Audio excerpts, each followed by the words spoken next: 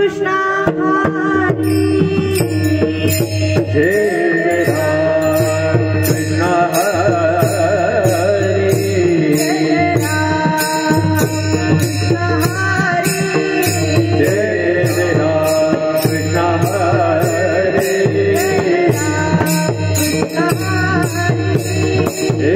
जय राम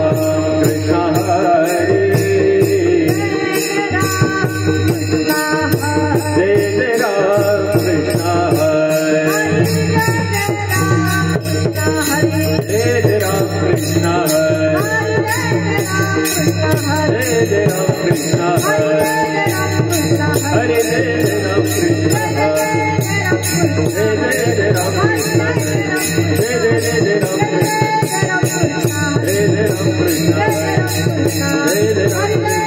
जय राम कृष्ण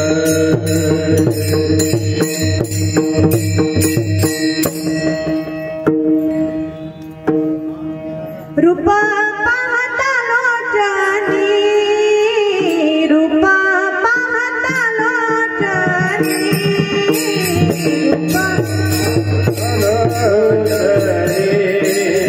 रूप सुख झाले हो साजनी सुख झाले हो साजनी साजनी तोहा विठ्ठल बरवा तोहा विठ्ठल बरवा सुख झाले वो साजने सुख झाले वो साजने साजने तोहा विठ्ठल बरवा तोहा विठ्ठल बरवा तोहा माधव बरवा तोहा माधव बरवा बरवा तोहा विठ्ठल बरवा तोहा विठ्ठल बरवा तोहा माधव बरवा तोहा माधव बरवा बरवा तोहा विठ्ठल बरवा तोहा विठ्ठल बरवा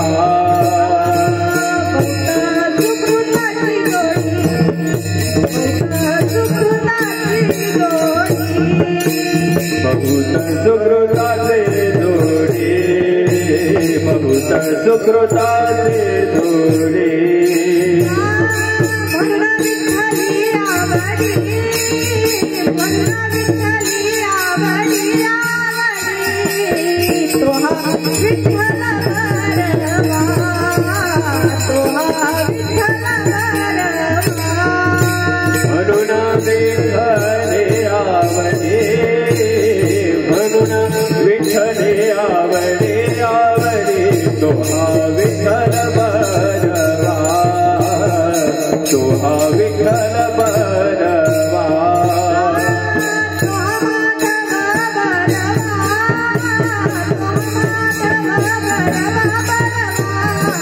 तोहा विठ्ठल बरवा तोहा विठ्ठल बरवा तोहा माधव बरवा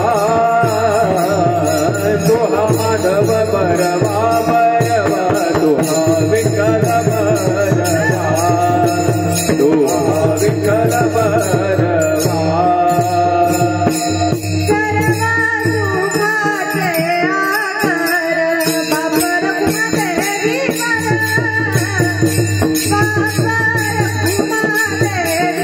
वर बापर कुमादेवी वर सर्व सुखाचे आगर बापर कुमादेवीवर बापर कुमादेवीवर बापर कुमादेवीवर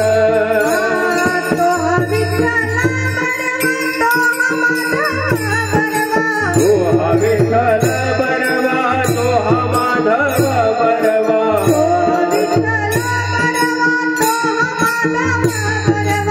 तोहा विठ्ठल बरवा तोहा माधव बरवा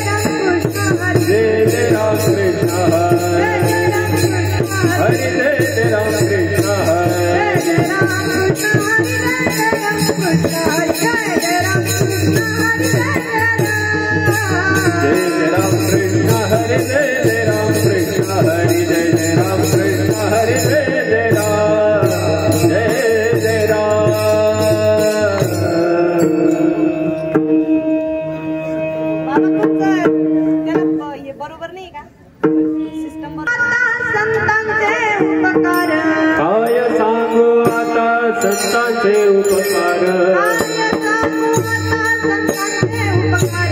काय सांगू आता संतांचे उपकार निरंतर दादवीची वाज निरंतर दादवीची काय द्यावे त्याचे वारे उतराई काय द्यावे त्याचे वारे उतराई देवी तुहा पायी जीव थोडा देवी तुहा पायी जीव थोडा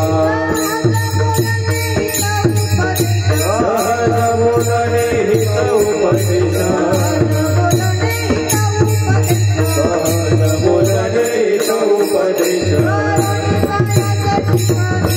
करुणी राया सचिकादिती करुणी राया सचिकादिती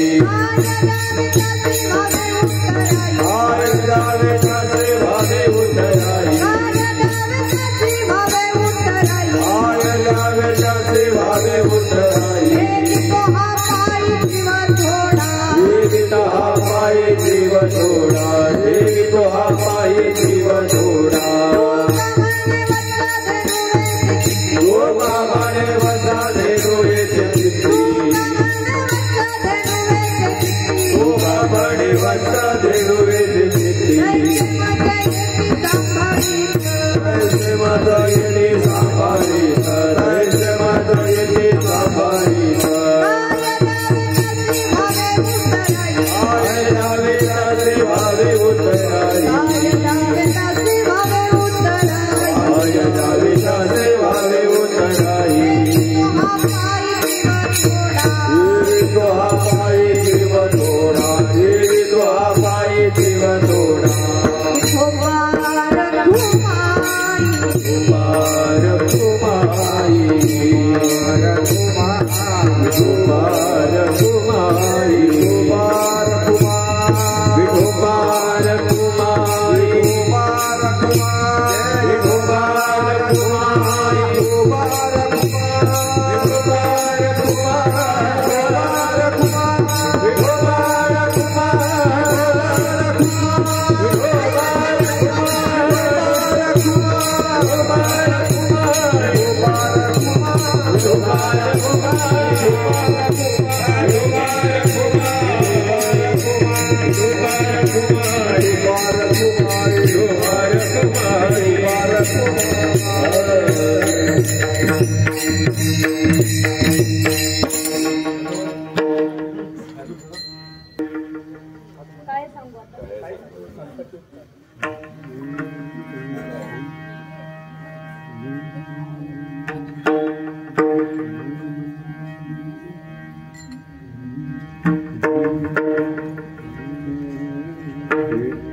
काय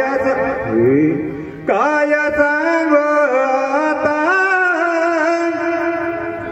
संतांचे उपकार काय सांगू आता संतांचे उपकार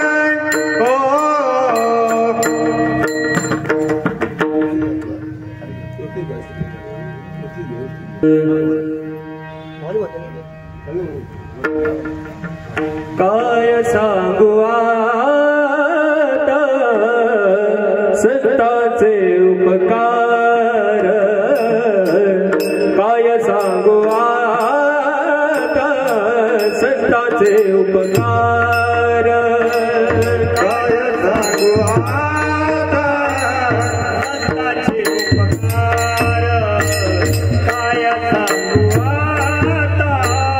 संतांचे उपकार काय सांगू आता संतांचे उपकार काय सांगू आता संतांचे उपकार काय सांगू आता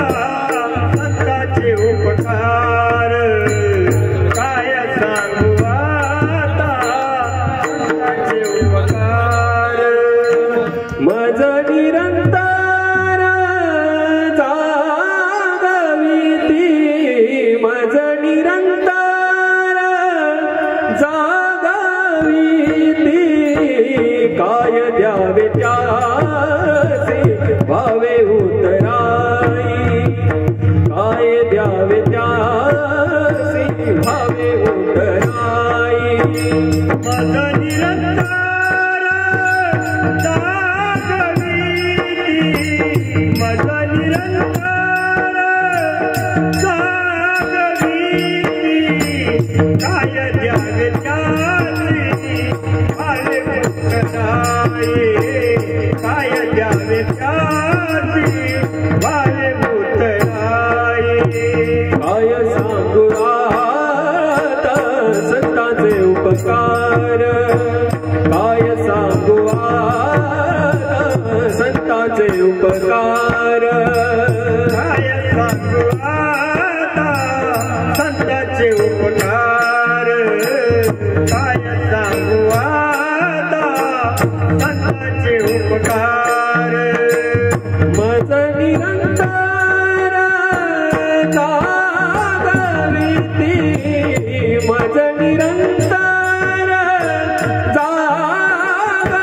जागवीती काय द्यावे त्यासी भावे उतराई काय द्यावे त्यासी भावे उतराई मज निरंतर जागवीती मज निरंतर जागवीती काय द्यावे त्यासी भावे उतराई काय द्यावे त्यासी भावे उतराई देवी तो हा पाई जीव थोडा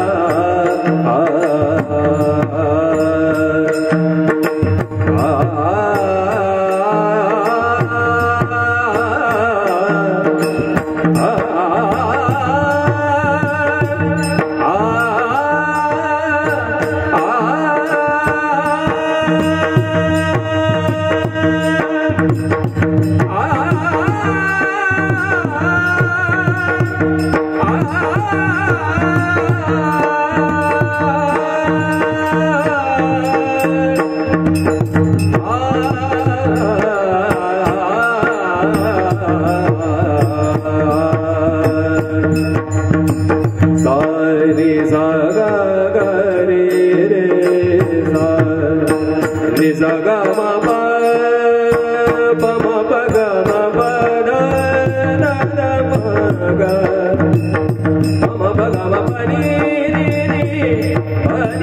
रि सा प नि सा गा रे रे सा म प ग म प नि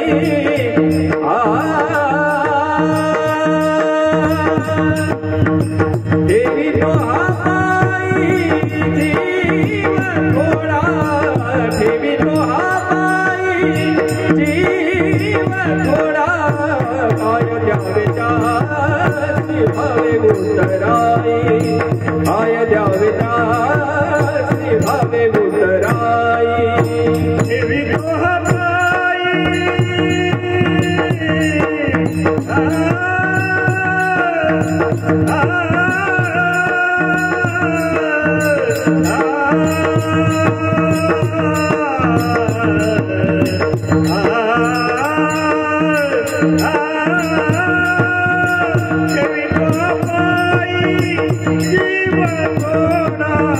देवी तो हा पाई जीव थोडा काय द्यावे त्यासी भावे उतराई काय द्यावे त्यासी भावे उतराई भावे उतराई भावे उतराई विठ्ठला विठ्ठला विठ्ठला विठ्ठला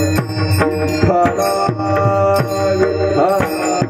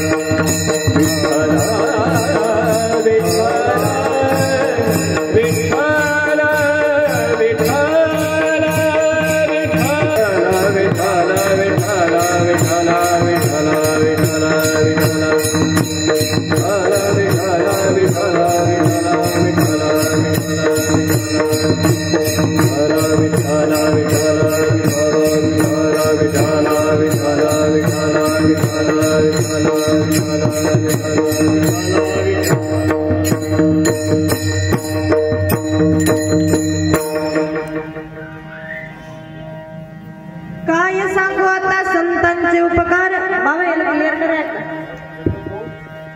काय सांगू आता संतांचे उपकार मज निरंतर जागविती काय द्यावे त्यासी भावे उतराई ठेवी तो हा पायी जीव थोडा सहज बोलणे हित उपदेश करोनी सायास शिकविती काय द्यावे त्यासी भावे उतराई ठेवी तो हा पायी जीव थोडा तुका म्हणे वत्स धेनुवेचे चित्ती तैसे मज येती सांभाळीत काय द्यावे त्यासी भावे उतराई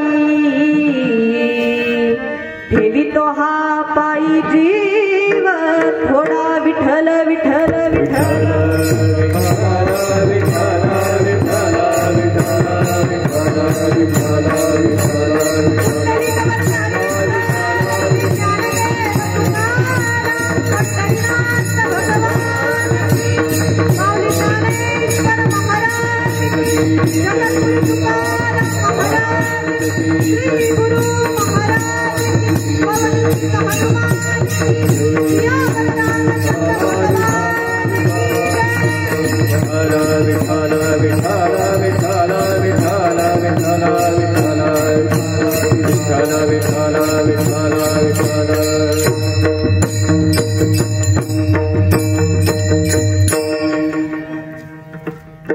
वक्रतुंड महाकाय सूर्यकोटी समप्रभ निर्विघ्नं कुरु मे देव सर्व कार्य सुसर्वदा नमस्ते शारदा देवी विना पुस्तके धारिणी विद्यारंभ करिष्यामि प्रसन्न भव सर्वदा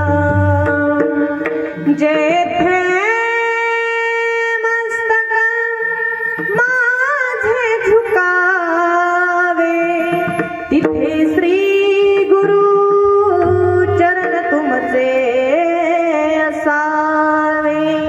गुरुर ब्रह्मा गुरुर विष्णू गुरुदेव महेश्वरा गुरु साक्षात परब्रह्म तस्मै श्री गुरुवे नमः. श्री राधा मेरी स्वामिनी मैं राधे जी को दास जन्म जन्म मोहे दीजियो श्री वृंदावन को वास. जय जय श्री राधा रमन जय जय नवल किशोर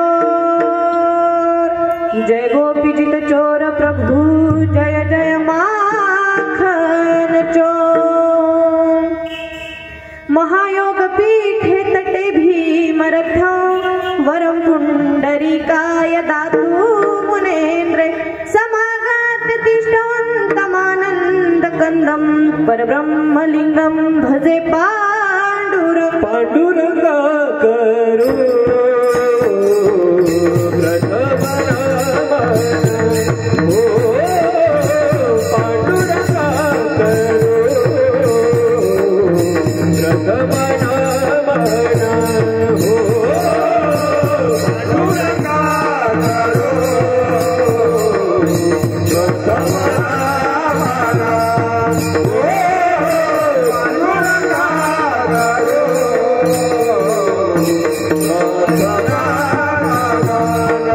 दूसरे चरण संतासिया दूसरे चरण संतासिया दाता तुम्हारे अजय दावी तारो बाबा जी गुरु दास तुका दूसरे चरण दूसरे चरण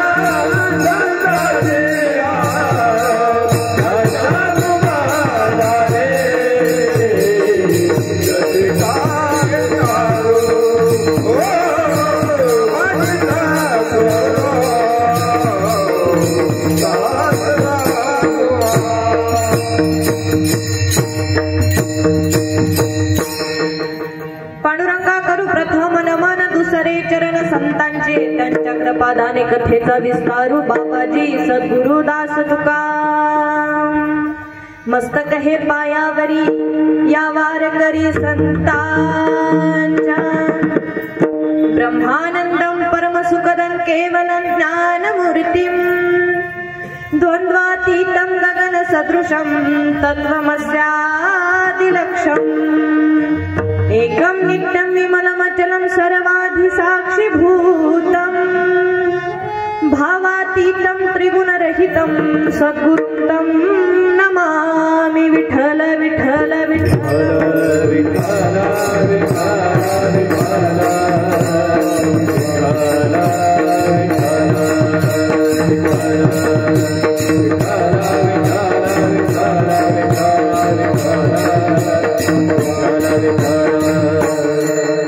काय सांगू आता संतांचे उपकार मज निरंतर जागविती काय द्यावे तसे भावे उतराई ठेवी तो हा पायी जीव थोडा प्रस्तुत प्राप्त स्थायी प्राप्त ठिकाणी कीर्तन रूपी सेवेसाठी निवडलेला अभंग देहुनिवासी वारकरी संप्रदायाच्या कलशस्थानी शोभून दिसणारे पाचव्या वेदाचे निर्माते सदेह वैकुंठ गमन करणारे विश्ववंदनीय जगतवंदनीय जगद्गुरु तुकोबाराय आणि या तुकोबारायांचा संतांचा वर्णन करणारा की संत हे आपल्या जीवनामध्ये किती महत्वाचे असतात आणि संत हे आपल्या जीवनामध्ये येऊन काय करतात हे सांगणारा अभंग आज आपण सर्व भाविकांच्या सेवेसाठी निवडला आहे।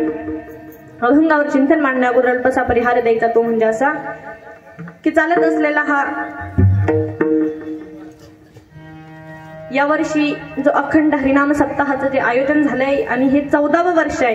खरं म्हटलं तर सप्ताह सुरू करायला महत्व नाही, टिकवून ठेवता आलं पाहिजे, तर टिकवायला महत्व आहे। पहा सुरू करून काही फायदा नाही, पण ते टिकवता आलं पाहिजे आणि ती सगळी कामगिरी तुम्ही सर्व आयोजक मंडळींनी ती आता पार पाडताय।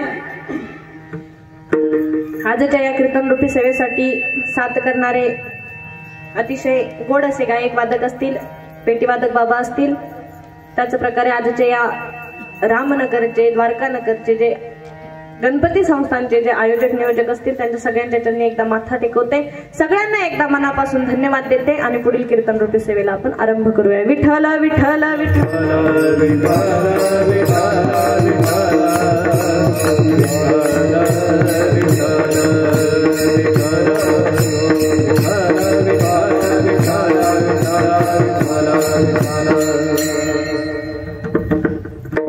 अभंगामध्ये जगद्गुरु तुकोबाराय सांगतात की काय सांगू आता संतांचे उपकार मज निरंतर जागविती, की बाबा या संतांचे माझ्यावरती एवढे उपकार आहे, एवढे उपकार आहे, काय सांगू आता आपण काय सांगू हा शब्द केव्हा वापरतो की जेव्हा आपल्याकडे वर्णन करण्यासाठी शब्द अपुरे पडतात, तेव्हा आपण काय म्हणतो, आपण म्हणतो एखाद्या व्यक्तीचं आपल्याला वर्णन करायचं असतं, आपण म्हणतो बाई काय सांगू, किती नादर पोरगी माय, किती चांगली पोरगी माय, असं आपण म्हणत असतो। म्हणजे काय होतं, शब्द साठा ज्यावेळेस आपल्याकडे कमी पडतो तेव्हा आपण काय म्हणतो की आपल्याकडे वर्णन करायला त्यांच्याकडे शब्द पुरे पडत नाही, तेव्हा आपण काय म्हणतो की काय सांगू आता। म्हणून तुकोबाराय सांगतात काय सांगू आता, मग काय सांगू आता, तुकोबारायाने एवढे अभंग लिहिले, एवढे गाथा लिहिली, सगळ्या जगाला त्यांचे जगद्गुरु झाले। मग मला सांगा त्यांच्याकडे शब्दांची कमतरता असेल का, कमतरता असेल का, नाही, अगणित शब्द साठा त्यांच्याकडे असून सुद्धा काय सांगू आता का म्हटलंय, संतांचे उपकार जर त्यांना व्यक्त करायचे असेल तर त्यासाठी त्यांच्याकडे सुद्धा शब्द नाहीत, म्हणून काय सांगू आता संतांचे उपकार। आणि संत काय करतात, मज निरंतर जागविती, जागवतात केव्हा, जागवतात झोपलेलं असलं तेव्हा। मग आता झोपलेलं, आता आपण एनी टाइम झोपलेला असतो का नाही, रात्रीचा कालावधी आपला ठरलेला असतो तेव्हा आपण झोपलेला असतो, एनी टाइम झोपलेला असतो का नाही, मग जागवते कशातून आपल्याला, तर आपलं हे संसारामध्ये जेवढं मन रमलं आपलं आणि ते मन आपण त्या संसाराच्या नका डोळे धुरे भरून राहो, संसाराच्या धुंदीमध्ये आपले डोळे काय झाले, भरले, आपल्याला त्याच्यातून परमार्थ हा दिसत नाही। त्याच्यामुळे तुकोबाराय काय सांगतात की काय सांगू आता संतांचे उपकार मज निरंतर जागविती, तो जो धुरा साचला आपल्या डोळ्यावरती तो धुरा काय करतात, त्याचं निवारण करतात आणि आपल्याला जागवण्याचं काम करत असतात।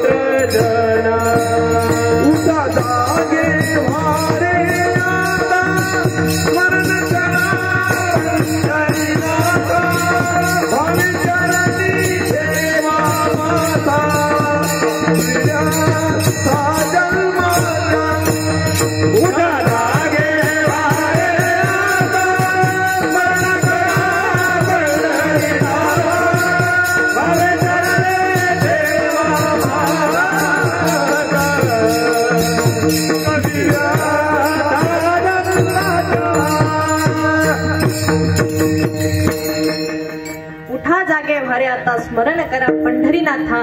तुकोबरा सांगतात की बाबा जे तुम्ही संसारामध्ये झोपले आहे ना त्यातून आता काय व्हा, तुम्ही जागे व्हा. संसारामध्ये झोपलेले आहे तुम्ही, आता जास्त काळ संसारामध्ये झोपून चालणार नाही. मग जागा कसं व्हायचं, तर स्मरण करा पंढरीनाथा. त्या पंढरी पांडुरंग परमात्म्याचं आपल्याला स्मरण करायचंय. मग स्मरण करायला काही काळ वेळ दिशा तशा ठरली का?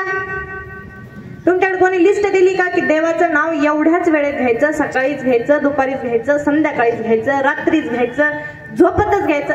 ठरलं का तुमच्याकडे काही असं लिस्ट दिली का? कोणी नाही दिली. त्यामागे कारण असं आहे की तुका म्हणे हरीच्या दास शुभ काळ काही दिशा. सांगितलं की बाबा तुम्हाला जर नामस्मरण करायचंय, तुम्हाला जर नामसाधना करायची तर तुम्हाला काही करायची गरज नाही. तुम्हाला जेव्हा कामामध्ये काम आणि काही म्हणा राम राम. काय सांगितलं की बाबा तुम्ही तुमचं काम सुरळीत चालू ठेवा आणि तुमच्या कामामध्ये सुद्धा परमात्म्याचं नामस्मरण करा. डायरेक्ट आपल्याला संसार सोडायचा नाही सांगितला. संसार सोडायचं सांगितलं की नाही, पण आपला संसार करून परमार्थ करायचा सांगितला. म्हणून तुकोबराय सांगतात की काय सांगू आता संतांचे उपकार मज निरंतर जागविती. कशातून जागवतात? त्या संसारामध्ये तुम्ही आम्ही झोपलोय आणि त्या संसारामधून ते जागवण्याचं काम करतात. काय द्यावे त्याची भावे उतराई ठेवी तो हा पायी जीव थोडा. की बाबा काय किती उतराई व्हायचं, एखाद्या चरुणातून उतराई व्हायचं, मग काय द्यावे त्याची, काय द्यायचं तुम्हाला उतराई होण्यासाठी? तुमच्या कर्जातून आम्हाला मुक्त व्हायचंय, मग किती पैसे द्यायचे? पैशाचा जोर चालतो का तिथे? नाही. काय द्यावे त्याचे व्हावे उतराई तर ठेवी तो हा पायी जीव थोडा. सांगितलं की बाबा तुम्ही तुमचा जीव जरी वावळून त्यांच्या चरणावरती ठेवला तरी काय आहे, कमीच आहे. म्हणून ठेवी तो हा पायी जीव थोडा. मग संत आपल्याला जागवण्याचं काम करतात, पण आपल्याला हाणतात मारतात का? हाणतात मारतात, काही कठोर शिक्षा देतात का? नाही. सहज बोलणे हित उपदेश करून सायास शिकविती. की बाबा सहजपणे बोलून जातात आणि सहज आपल्याला शिकवतात आणि त्यामधून आपल्याला जागृत होण्याचं आपल्याला सांगत असतात. सहज बोलणे हित उपदेश.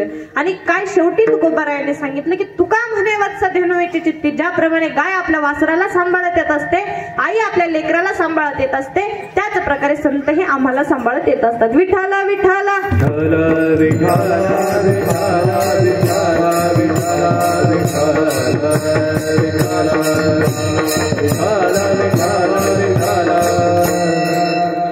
संतांची कामगिरीच ते आपल्या आयुष्यामध्ये की काय बाबा संत हे काय करत असतात, आपल्याला जागवत असतात. बाबा याला थोडा बेल द्या ना. संत हे आपल्याला जागवण्याचं काम करत असतात आणि संतांचं येणं हे आपल्या जीवनामध्ये अत्यंत गरजेचं आहे. कारण संतांची संगती मनोमार्ग गती. जर आपल्याला मनाचे दरवाजे जर उघडायचे असेल, जर व्यवस्थित मार्गाला आपल्याला जर जायचं असेल तर त्याच्यासाठी काय करायचं आपल्याला, तर संतांची संगत करणं गरजेचं आहे. मग संतांची संगत केल्यानं भलं काय जीवनाचं, तर सांगितलं असं की जशी संगत तशी रंगत. एक वेळेस माणसाचे पंगत जर हुकली माणूस ती वेळ भागू शकतो, पण संगत जर हुकली तर माणसाचं आयुष्य चुकून जातं. पण त्याच्यासाठी संगत सांगितली. कोणाची संगत करा, तर संतांची करा. का करा, तर संत हे तुमच्या आमच्या आयुष्यामध्ये येत असतात. आमच्या जीवनाचं काय करत असतात, एखाद्या पारिसानं लोखंडाला स्पर्श करावा आणि त्या लोखंडाचं सुद्धा सोनं व्हावं, त्या प्रकारे संत काय करत असतात, तुम्हा आम्हाला जागवण्याचं काम करत असतात.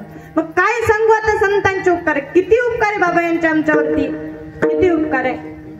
तर सांगू, त्यांचं जर उपकारांचं जर वर्णन करायचं झालं तर आमच्याकडे शब्द सुद्धा काय आहे, कमी पडतात. मग संत काय कशा प्रकारे, आपण आता दुसरं जर एखादं जर उदाहरण घेतलं, आपण आजपर्यंत जर देवाचा इतिहास जर आपण पाहिला तर त्या देवाच्या इतिहासामध्ये आपल्याला काय करताना दिसतं माहितीये का, तर देवाच्या इतिहासात ज्याने ज्याने अधर्म वाढविला, काय झालं, ज्याने ज्याने अधर्म वाढवला देवाने त्याचा काय केला, नाश केला, त्याला संपवलं, म्हणजे त्याचा वध केला.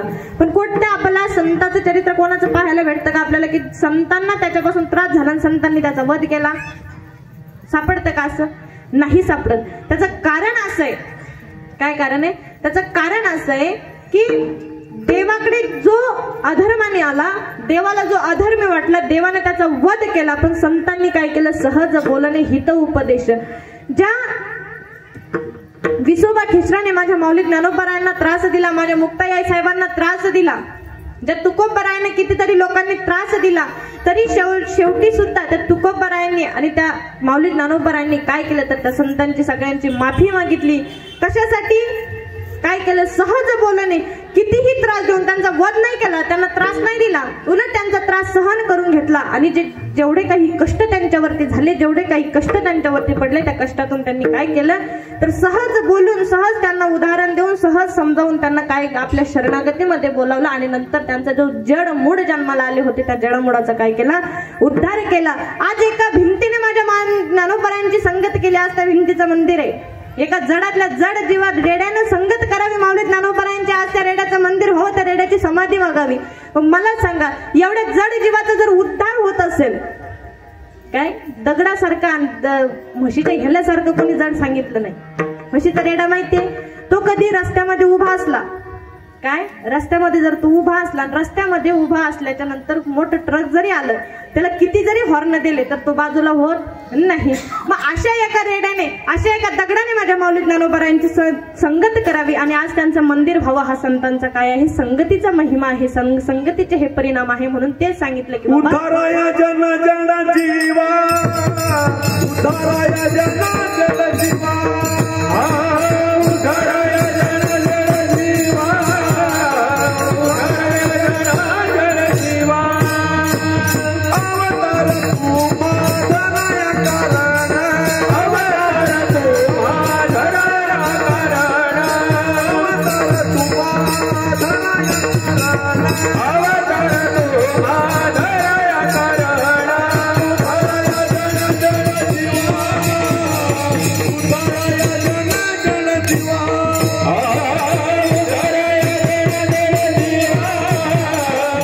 उद्धाराया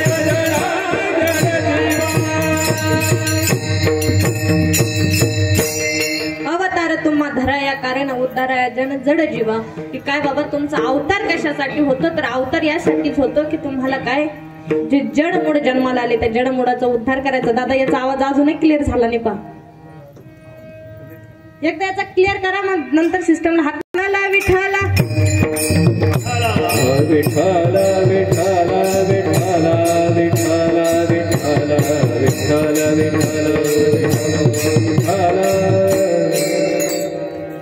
काय सांगितलं? संतांचं महिमाच असं सांगितलं की बाबा, जो ज्याने अधर्म वाढवला, संतांनी त्याला काय हित उपदेश, सहज बोलणे. काय सांगितलं की बाबा, सहज त्याला बोललं, सहज त्यांना उपदेश केला आणि त्यांनी काय झालं? त्यांच्या जीवनाचा उद्धार झाला. तेच संगतीचा काय आहे?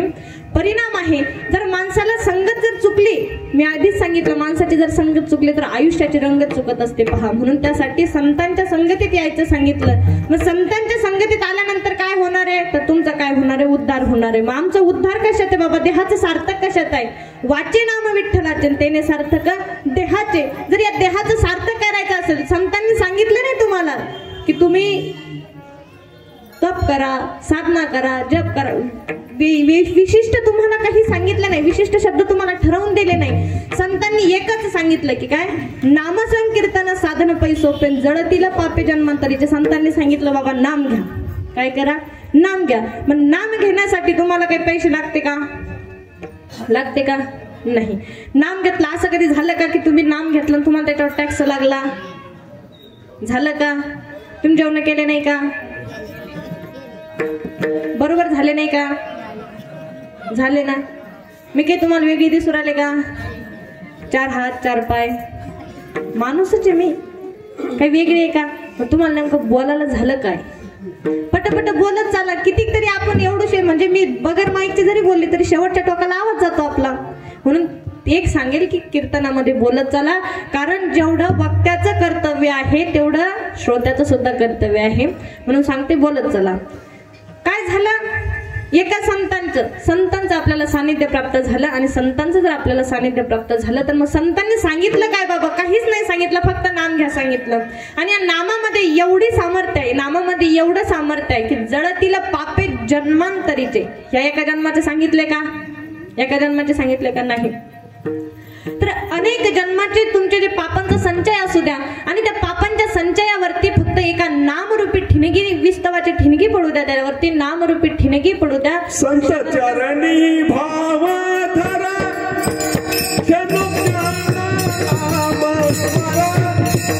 मुक्ती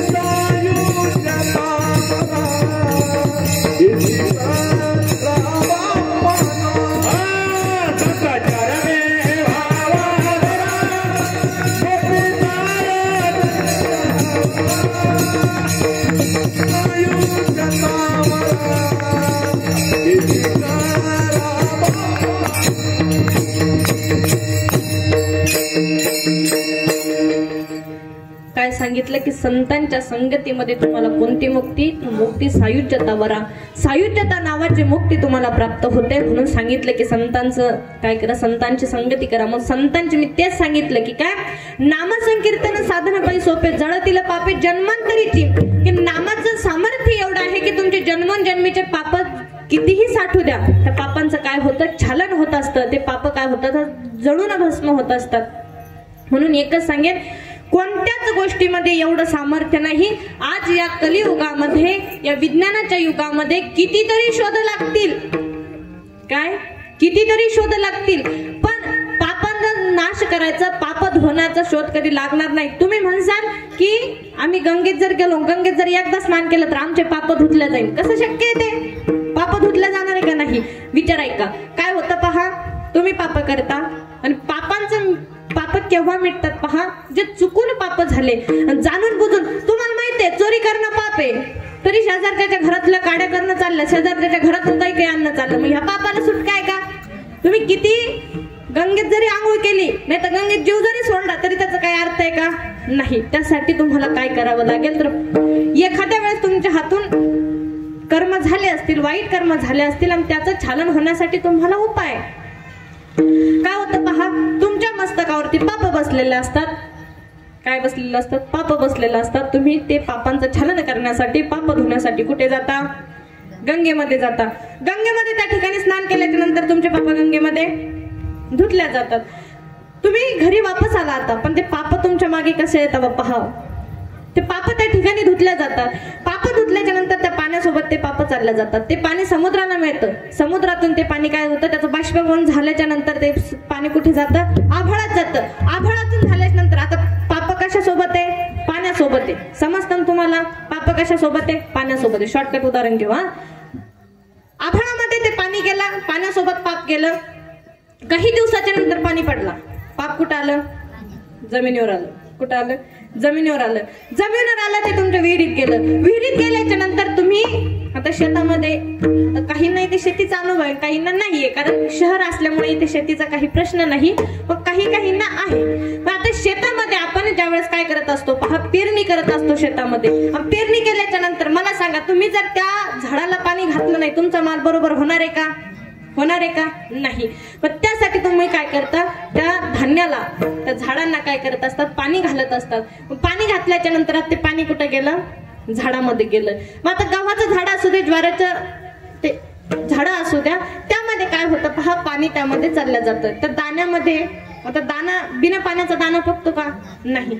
तुम्ही जर पाणी एखाद्या वावराला जर पाणी दिलं नाही तर त्याच्यातले जे झाडं असतात, त्याच्यातला जो माल असतो तो सुरकत्या पडून वाळून जातो. त्याचा काही उपयोग होतो का? नाही. म्हणून ते पाणी कुठे गेलं? त्या दाण्यामध्ये गेलं. आता तुम्ही ते धान्य सोंगल्याच्या नंतर त्याची मळणी केली. मळणी केल्याच्या नंतर आता पाप कुठे साठलंय? त्या धान्यामध्ये साठलंय. बरं का? कुठे साठलंय? धान्यामध्ये साठलंय. त्याची मळणी केली तुम्ही घरी आणल्याच्या नंतर, त्याचे मस्त ते दळण केलं. दळण केल्याच्या नंतर चक्कीमध्ये दळण. चक्कीमध्ये आता पाप कुठे होते? त्या दाण्यामध्ये. दाणे कुठे गेले? चक्कीत गेले. चक्कीतून ते परत तुमच्या घरात आले. घरात आल्याच्या नंतर तुम्ही काय करता? त्याची भाकरी थापता. काय झालं? भाकरी थापता. भाकरी थापल्याच्या नंतर ते काय करता? तुम्ही ग्रहण करता. म्हणजे ते काय करून घेता? जेवून घेता. मग मला सांगा, पाप कुठे केले होते? धुतले कुठे होते? गंगेत धुतले होते. आले कुठं? वापस आले ना, पोटात आले. म्हणजे तुमच्या मस्त किती पाप बसले. सांगायचं तात्पर्य एवढंच की तुम्ही कितीही पाप धुण्याचा प्रयत्न करा, पण पाप धुतलं जात नाही. मग पाप धुण्यासाठी एकच गोष्ट गरजेची आहे, ते म्हणजे काय? नामसंकीर्तन साधन पै सोपे.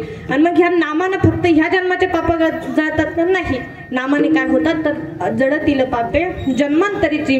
मग संतांचे आपल्यावरती हेच उपकार आहे. किती उपकार आहे बाबा अभंगाचं प्रथम चरण. काय सांगू आता संतांचे उपकार, काय सांगू आता संतांचे उपकार, काय सांगू आता संतांचे उपकार, काय सांगू आता संतांचे उपकार, काय सांगू आता संतांचे उपकार, काय सांगू आता संतांचे उपकार, काय सांगू आता संतांचे उपकार, काय सांगू आता संतांचे उपकार. माझ्या निरंतर जागाविती, माझ्या निरंतर जागाविती, माझ्या निरंतर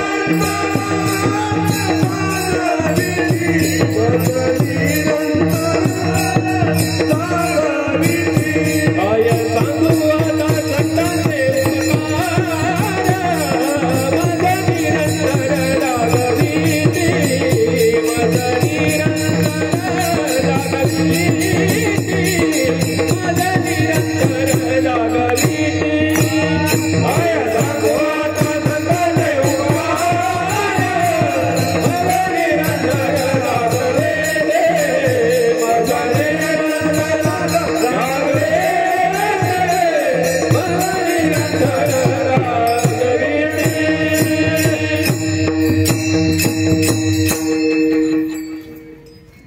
काय सांगू आता संतांचे उपकार मज निरंतर जागविती. संत काय करत असतात बाबा की संतांचे एवढे उपकार झाले तर आम्ही ज्या अज्ञानाच्या अंधकारामध्ये जे झोपल्या गेलो होतो संतांनी आम्हाला त्याच्यातून काय केलं जागवण्याचं काम केलं. पण भानगड अशी होती संतांनी जरी सोप्यात नाम काय आहे सोपं आहे त्यासाठी तुम्हाला काही कष्ट करावे लागत नाही. फक्त मुखाने उच्चारायचंय. काय करायचंय मुखाने उच्चारायचंय त्यासाठी कष्ट लागत नाही. एवढी सोपी पद्धत सांगून सुद्धा आपल्याला त्याचा कंटाळा आहे. कारण का लटी किती रुटीन साच कोणाही न पचे. मला सांगा तुम्ही जर आता मालिका पाहता 8 ते 10 नाही बाबा 10च्या पुढे गेल्या त्या. आमच्या घरी तीच कंडिशन आहे सांगू नका. 8 पासून सिरियल सुरू होत्या पहा तुमच्या. काय होतं 8 पासून सिरियल सुरू होत्या. मग सिरियल सुरू झाल्याच्या नंतर ते आपण बरोबर सिरियलीचा आता एक एक भाग दाखवते आणि ते मालिकावाले एवढे हुशार आहे की ते काय करते पहा दुसऱ्या दिवशी ती लालची लावून देते आपल्याला परत की उद्या काय घडणार आहे बाबा उद्या काय घडणार आहे. आपण स्वयंपाक वगैरे जे त्या वेळेत जे काही कामं असतील आपण बाजूला ठेवत असतो. कुठे पळत असतो टीव्ही कडे पळतो. म्हणजे सांगायचं तात्पर्य टीव्ही बघता बघता आपण जे भाग पाहतो पहा आजचा भाग पाहिला तर आपल्याला एवढं समजतं आपण त्या टीव्हीचे एवढे ज्योतिषी झालोत एवढे भविष्यकार झालोत की उद्या त्याच्यात काय घडणार आहे. म्हणजे मला सांगायचं एवढं आहे की लटिक्या ज्या गोष्टी त्या पक्क्या डोक्यामध्ये बसत असतात. फक्त त्या मालिका डोक्यात नाही बसत तुमच्या. उद्या त्याच्यात काय घडणार आहे ते सुद्धा आजच समजतं तुम्हाला. बरोबर आहे की नाही. म्हणजे लटिके ते रुटीन साच कोणाही न पचे. मला सांगा त्या सिरियल पाहून फायदा काय फायदा काय. तुम्हाला जेवण उलट ते पैसे कमवू राहिले ते पैसे कमवू राहिले तुम्ही येड्यावाने त्याच्या मागे पळू राहिले. म्हणून मालिका पाहायच्या नाही. आणि त्या पाहिल्याशिवाय आम्हाला जमत नाही. कारण मालिका टीव्ही मोबाईल हे आजकालचं व्यसन जमलं बाबा. काय झालं व्यसन बनलं. आणि त्या टीव्हीच्या मोबाईलच्या नादात लोक एवढे बावळे झाले त्याला स्वतःचं घर सुद्धा दिसत नाही. काय होत नाही स्वतःचं घर सुद्धा दिसत नाही. एकाने काय केलं मोबाईल पाहत आला. आता ऑफिस मधून घरी येत होता आणि ते मोबाईल पाहत आला. मग मोबाईल पाहत आला त्यानं दरवाजा ठोकवला. आता याचं लक्ष मोबाईल मध्ये आणि मोबाईल पाहत कुठे गेला त्याच्या घरात नाही गेला तो. त्याच्याने घरात गेला दुसऱ्याच्या घरात गेला आणि दुसऱ्याच्या घरात गेल्याच नंतर म्हणतो अय पाणी आणवा. दुसऱ्याच्या घरात गेल्यावर काय म्हणतो पाणी आण. ती म्हणली मेल्या इथं येऊन आमच्यावर दादागिरी करतो का वय म्हणे घरी. तर म्हणलं एवढी दादागिरी करायली तुझ्या माहेराला. ती म्हणली तू माहेराला काढणार मला कोण रे. तू होता कोण शेजारी होता ना तिचा घरचा असता ते तिनं कुठकन पाणी दिलं असतं. म्हणजे सांगायचं तात्पर्य एवढं की मोबाईलच्या नादात काय काय परिस्थिती आपल्यावर उरायला काय काय परिस्थिती आपल्यावरती येऊ राहिल्या हे आपल्याला ठाऊक नाही. म्हणून त्या मोबाईलचं आणि टीव्हीचं व्यसन लय बेकार आहे. त्याच्या कोणी आहारी जाऊ नये. पण आता पहिली गोष्ट पहिल्या काळामध्ये अशी रीत होती माय की ज्या वेळेस आपलं लेकरू रडायला लागलं काय होत होतं, लेकरू रडायला लागलं तर आई त्याला चिव काऊ दाखवत होती, काही टाळ्या वाजवत होती, काही विठ्ठल विठ्ठल कर म्हणत होती, एखादा अभंग म्हणायची, एखादी गवळण म्हणायची जुन्या काळात. केव्हा? जुन्या काळात. आता कधी लेकरू जर रडायला लागलं ना तर त्या काय करतात, काहीच नाही, फक्त फोन त्याच्या पुढे त्याला किती चुपचाप होतं, त्याला कशाचीच गरज राहत नाही.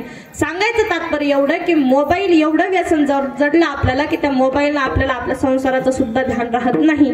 सांगायचं एवढं, लटी किती रुचे साच कोणाही न पचे. आपल्याला काय झालं, ज्या खोट्या खोट्या गोष्टी आहे, काय झालं, ज्या खोट्या खोट्या गोष्टी आहे, त्या खोट्या खोट्या गोष्टी आवडायला लागल्या, ज्या खऱ्या गोष्टी, त्या खऱ्या गोष्टींचा आपल्याला काय झाला, तिरस्कार झाला, आपल्याला त्याचा तितकारा झाला. सांगेन मी एकच, संतांनी आपल्याला फक्त एकच सांगितलं की बाबा काय करा, संतांचं नामस्मरण करा.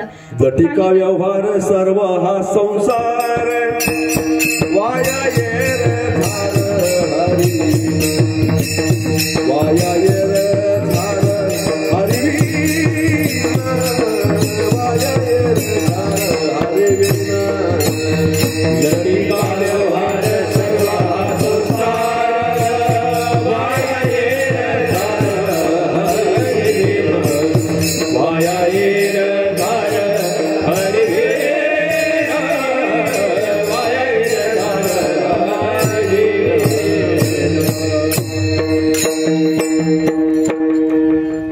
लटी का व्यवहार सर्व हा संसार वाया येर झार हरी विना. की बाबा काय करा, तुम्ही संसारामध्ये तुमच्या येर झारा चालूच आहे पण त्या कशाशिवाय हरी विना आहे. तुम्ही त्याच्यासोबत परमात्म्याचं नामस्मरण करत नाही. एकच सांगितलं की बाबा जे काही कार्य करत आहात तुम्ही त्याच्यासोबत काय करा, परमात्म्याचं नामस्मरण करा.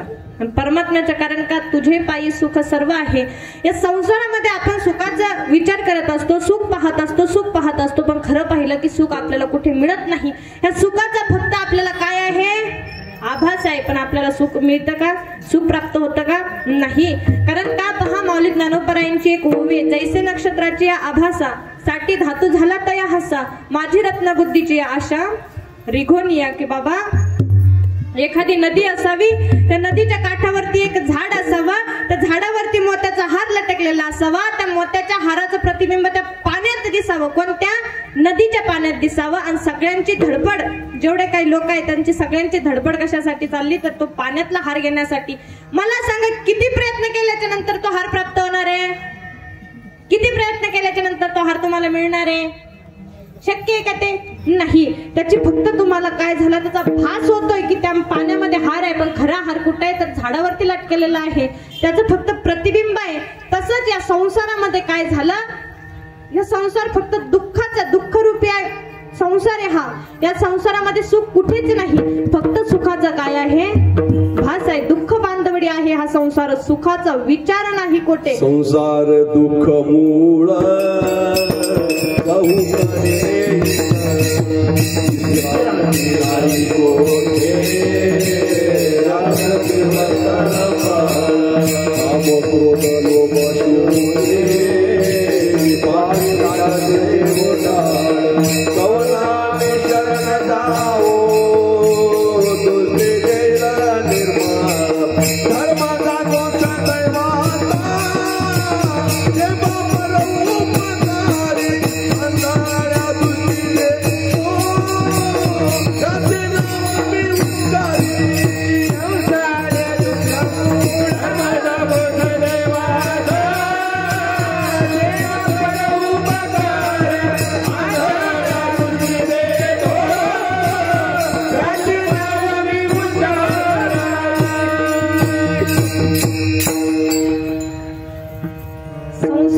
मूळ काय सांगितलं की संसार हा मुळात, या संसारामध्ये दुःख नाही माय बाप, तर हा संसारच काय आहे, मुळात दुःखाचा आहे.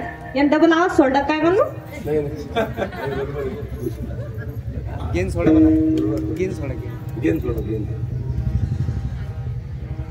या संसारामध्ये दुःख नाही माय बाप. वा, असंच राहू दे. आता शिटे कोण माराल ते, या संसारामध्ये दुःख नाही, तर हा संसारच काय आहे, मुळात दुःखाच आहे. म्हणून कितीही तुम्ही या संसारामध्ये कितीही सुख प्राप्त करण्याचा प्रयत्न करा, तरीही तुम्हाला सुख प्राप्त होणार आहे का, नाही. कारण या सुखाचा विचार नाही कोठे. सुख तर लांबची गोष्ट, पण सुखाचा विचार सुद्धा या संसारामध्ये तुम्हाला प्राप्त होत नाही. पण मी तेच सांगितलं, लटिके ते रुटेन साच कोणाही न पचे. काय झालं, आपल्याला चांगल्या गोष्टी आवडत नाही, खऱ्या खऱ्या गोष्टी आवडत नाही, खोट्या खोट्या गोष्टीचा आपल्याला खोट्या खोट्या गोष्टी केल्याशिवाय आपल्याला जमत नाही. आरडून आरडून संतांचा जमाना गेला ना, आता कीर्तन करायचे, महाराजांचे भागवत करायचे, कथा करायचे, सगळ्याचे आयुष्य चालले. फक्त काय, आणि त्याच्या मागे कारण एकच, फक्त नाम घ्या. काय सांगितलं? नाम घ्या. आणि त्या नामाला दुसरं तिसरं काही लागतं का? नाही लागत त्याला. फक्त नाम घ्या एवढं सांगितलं. पण काही काही दलिंदर असे, त्याला ते नाम काय होतं त्याला घ्यावं वाटत नाही, त्याला ते चांगलं वाटत नाही. नाम फुकाचे फुकाचे देवा पंढरी रायाचे, नाम अमृत हे सार, जपावे वारंवार निरंतर. नाम फुकाचे फुकाचे देवा पंढरी रायाचे, देवा पंढरी रायाचे, देवा पंढरी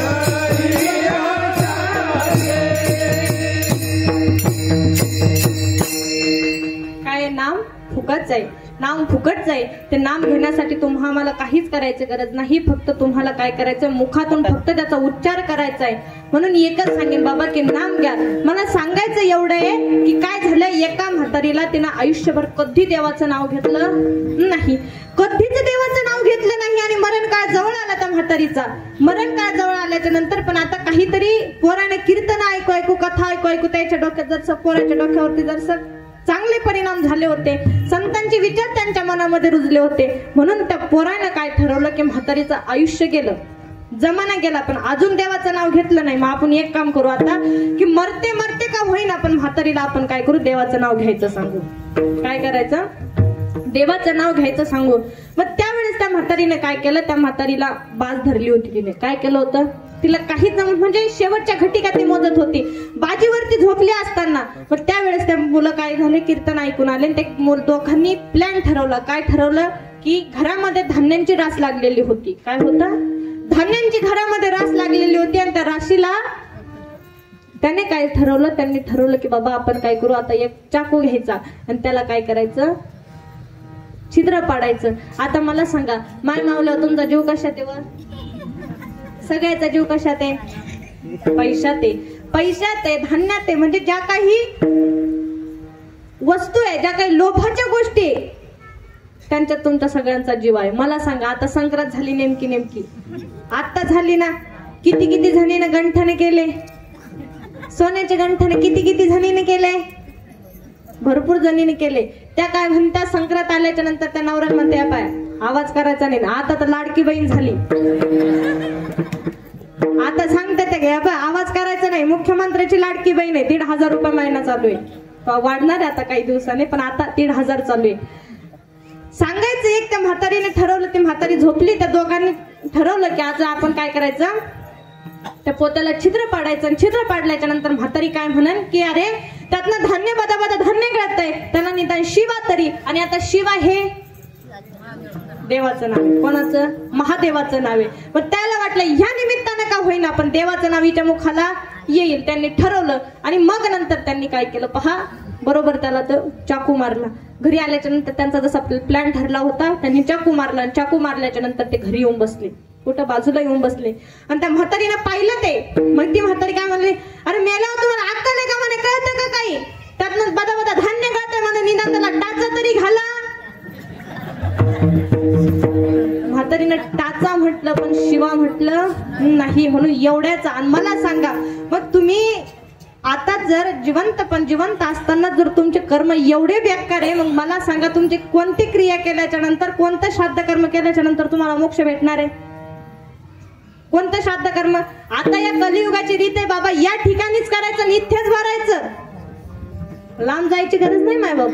लांब जाता येतं का, नाही. स्वर्गात जेव्हा जाईन यमदेव जेव्हा त्याला तळण, ती वैतरणी नदी जेव्हा आडवी लागन तेव्हा लागन. पण आता काय करायचं, या कलियुगाचा नियम आहे, जैसी करणी वैसी भरणी. जसं करायचं तसं कर्म झाले त्याचे भोगा आले, उपजले कर्म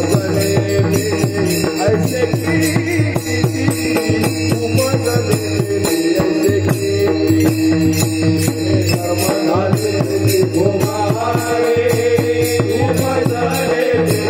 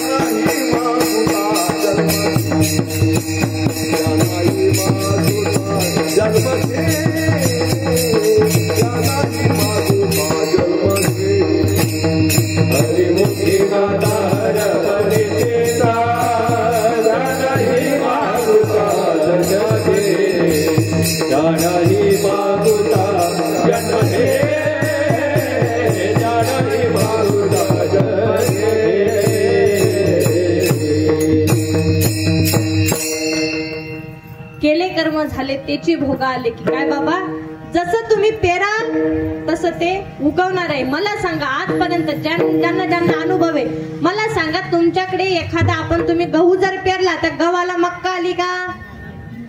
आली का? नाही. तेच सांगितलं की बाबा जसं पेराल तसं उगवाल. जे कर्म कराल त्याचं तुम्हाला, कर्म तुम्ही चांगलं करा वाईट करा कसंही कर्म करा पण शेवटी त्याचं फळ भोगायला तयार राहा. तेच सांगितलं बाबा. साध्या गोष्टी सांगितल्या आपल्याला, सोपं काम सांगितलं की फक्त काय करा, नामस्मरण करा, दुसरं काहीच नाही सांगितलं. पण आपल्याला त्यात सोप्या सोप्या गोष्टी आपल्याला जमत नाही. म्हणायचं मी सांगायचं तात्पर्य एवढं की मला सांगा, जर आताच तुमचे कर्म चांगले नाही, तुम्ही मेल्याच्या नंतर कितीही नारायण नागबली केला, कितीही पूजा केली, कितीही कर्म चांगले केले, कितीही श्राद्ध कर्म केले तरीही मुक्ती नाही. ते येणं म्हणे की माणूस मेल्याच्या नंतर नाशिकला जाण तिथे क्रिया करा, ह्यो करा, नारायण नागबली करा, पितृदोष काढा. काही नाही. पितृदोष केव्हा लागतो? ज्यावेळेस तुमच्या घरातले आई वडील सुखरूप नसतील ना तेव्हा पितृदोष लागतो. म्हणून एकच सांगेन, पितृदोष जर लावायचा नसेल तुम्हाला, आई वडिलांची सेवा करा. कोणत्याच महात्म्यात कोणत्याच भडजीत एवढी ताकद नाही की पितृदोषातून मुक्तता करायची. ते फक्त येडे चाळे. म्हणून एकच सांगेन की आई वडिलांना व्यवस्थित वळण द्या. आई वडिलांना तुमच्या त्यांना चांगलं वागवा, त्यांच्यासोबत चांगलं राहा. चांगलं जर तुम्ही राहिले तर तुम्हाला कधीच आयुष्यामध्ये पितृदोष लागणार नाही. पितृदोषच लागला नाही तुम्हाला, नंतर क्रियाकर्म तुम्ही केले जरी नाही. मला सांगा, एखाद्या माणसाला तुम्ही आयुष्यभर चांगलं केलंच नाही, आपल्या आई वडिलांना चांगलं केलं नाही आणि मेल्याच्या नंतर 13व्याच्या दिवशी बुंदीचे लाडू गोड जेवण करता का? 13 झालं की गोड जेवण करताना करताना करताना करताना मागायचं काय झालं? काय झालं? मेल्याच्या नंतर आपण 13 झाल्याच्या नंतर गोड जेवण करत असतो. पहा, गोड जेवण केल्याच्या नंतर आपण त्यामध्ये काही पुरणाच्या पोळ्या लाडू वगैरे असतील. म्हणून मी सांगते की जिवंतपणे चांगलं केलं नाही, 13च्या नंतर गोड जेवणावर तुम्ही बुंदीचे लाडू जरी केले तर म्हातारं मग असं त्या फोटोतून पाहतं आणि म्हातारं म्हणतं की पहा, जोपर्यंत जिवंत होतो तोपर्यंत कधी चांगलं सुखाचे 2 घास खाऊ घातले नाही, सुखाचे 2 शब्द तुम्ही दिले नाही. आता तुम्ही मोतीचुराचे लाडू खाता, आता तुम्ही मोठे मोठे लाडू खाता, गोड गोड असे पदार्थ खाता. थांबा म्हणता आमोशा पौर्णिमा येऊ द्या, नाही एका एकाच्या भोकांडी बसलो तर मग गोष्ट गेली. सांगायचं तात्पर्य एवढं की जिवंत असताना चांगले कर्म करा. कभी प्यासे को पानी पिलाया नहीं, बाद अमृत पिलाने से क्या फायदा. की बाबा जिवंत असताना तहानलेला कधी पाणीच पाजलं नाही आणि मेल्याच्या नंतर कितीही आरडा बोंबला केली, गावपंक्ती जरी दिल्या तरी काही अर्थ आहे का? नाही. स्वामी काज गुरु भक्ती, स्वामी काज गुरु भक्ती, स्वामी काज गुरु भक्ती, स्वामी काज गुरु भक्ती, स्वामी काज गुरु भक्ती, स्वामी काज गुरु भक्ती, स्वामी काज गुरु भक्ती, स्वामी काज गुरु भक्ती.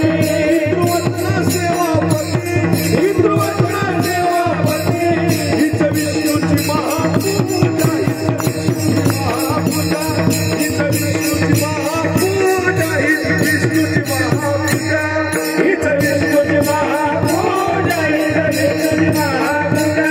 हीच विष्णूची महापूजा, हीच विष्णूची महापूजा. सांगितलंय की बाबा जोपर्यंत जिवंत आहे तोपर्यंत गुरुची सेवा करा, आई वडिलांची सेवा करा. आणि हीच काय आहे? विष्णूची पूजा आहे. बाबा तुम्ही देवाची पूजा एक वेळेस कमी केली केली तरी चालेल, पण आपले जे घरातले आई वडील त्यांना सुखात ठेवा. मी आधीच सांगितलं की जर तुम्ही जिवंत असताना जर काही चांगलं केलं नाही, मेल्यानंतर कितीही क्रियाकर्म करून उपयोग नाही.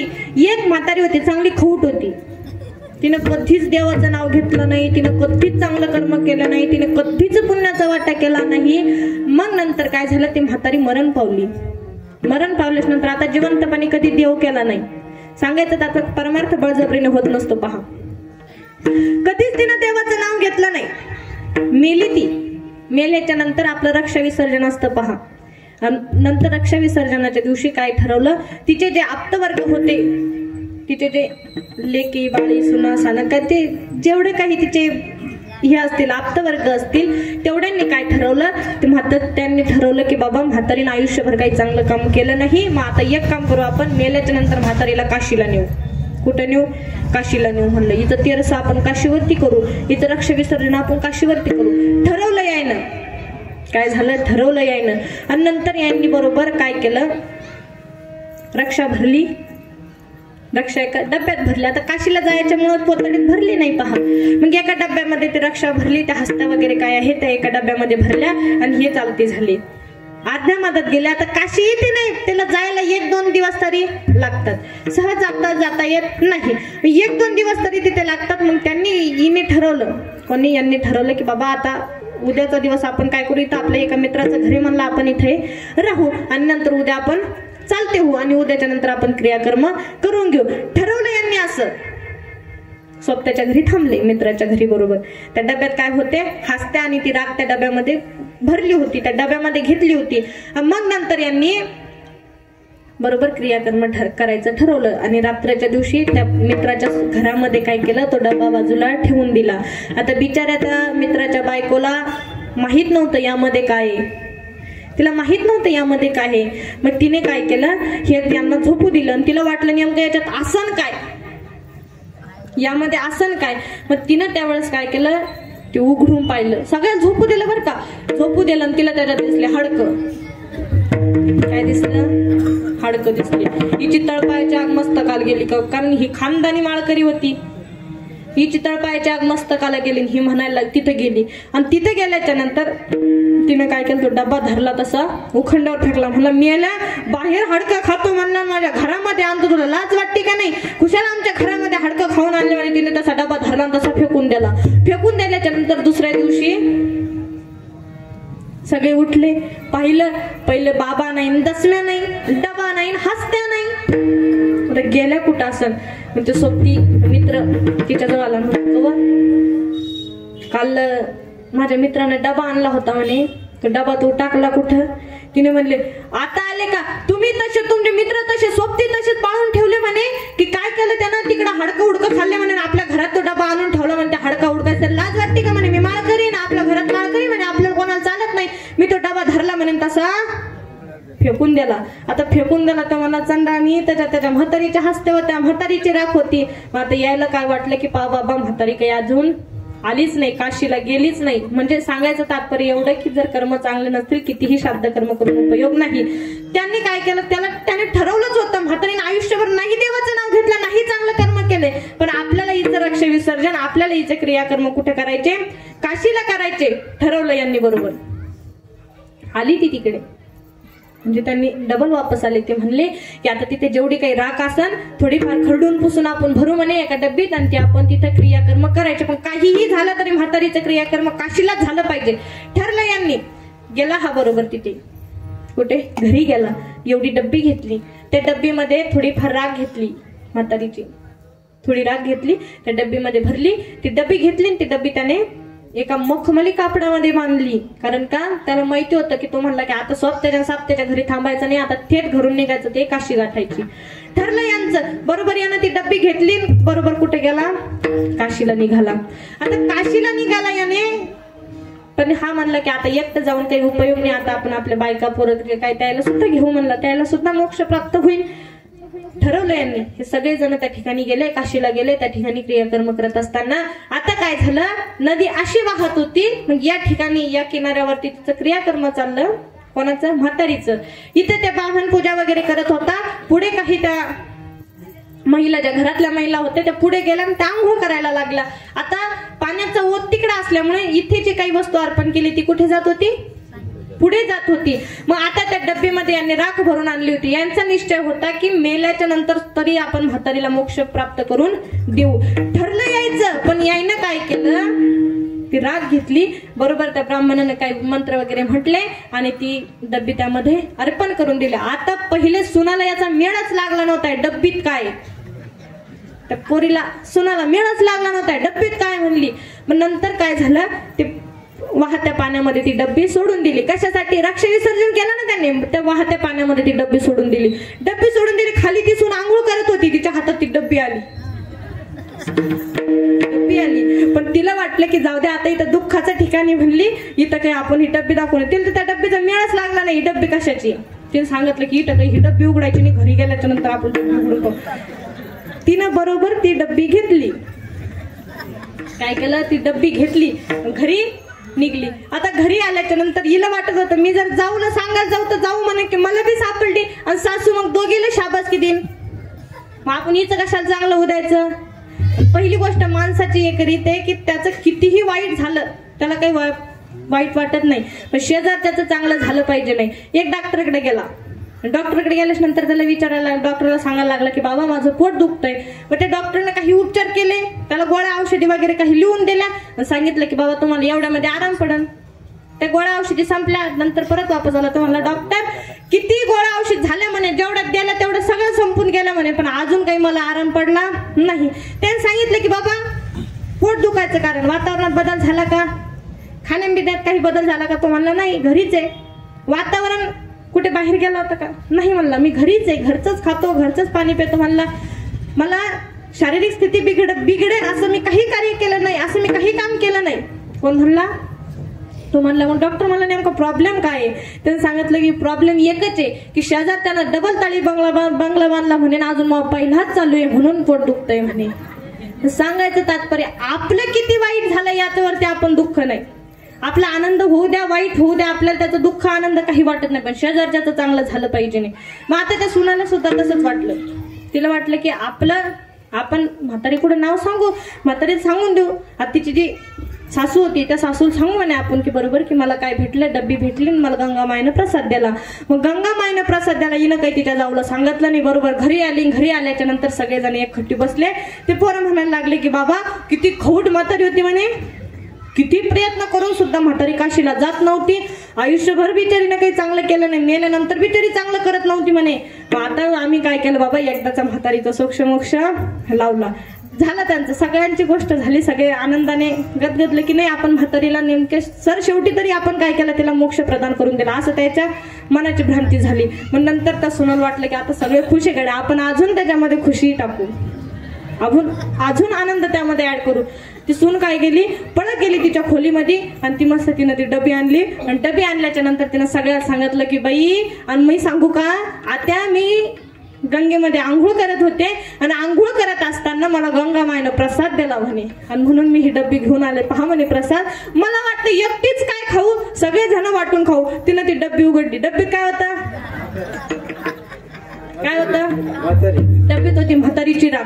मग नंतर त्या पोराने ठरवलं की बाबा म्हणे चंडाळणी, आपल्याला म्हातारीचं क्रियाकर्म करायचं होतं म्हणे, तू तिला परत वापस घेऊन आला, तुला कसं डोकं नाही. ती म्हणले मला काय माहिती त्याच्यात म्हातारी आहे म्हणून, मला वाटलं गंगामाईनं प्रसाद दिला, मी तो प्रसाद घेऊन आले म्हणे. म्हणजे मग नंतर यांनी सांगितलं की बाबा आयुष्यभर म्हातारीनं चांगलं केलं नाही, मेल्यावर बी आपण किती अथक प्रयत्न केले, कितीतरी श्रम केले आपण, तरीही म्हातारीनं त्याला यश येऊ दिलं नाही. म्हातारी आयुष्यभर खवूट राहिली, मेल्यानंतरही खवूट झाली. सांगायचं तात्पर्य एवढं की जर जिवंतपणे चांगले कर्म नसतील, मेल्यावरती सुद्धा त्याचं फळ आपल्याला चांगलं प्राप्त होईल. विठाला विठाला विठाला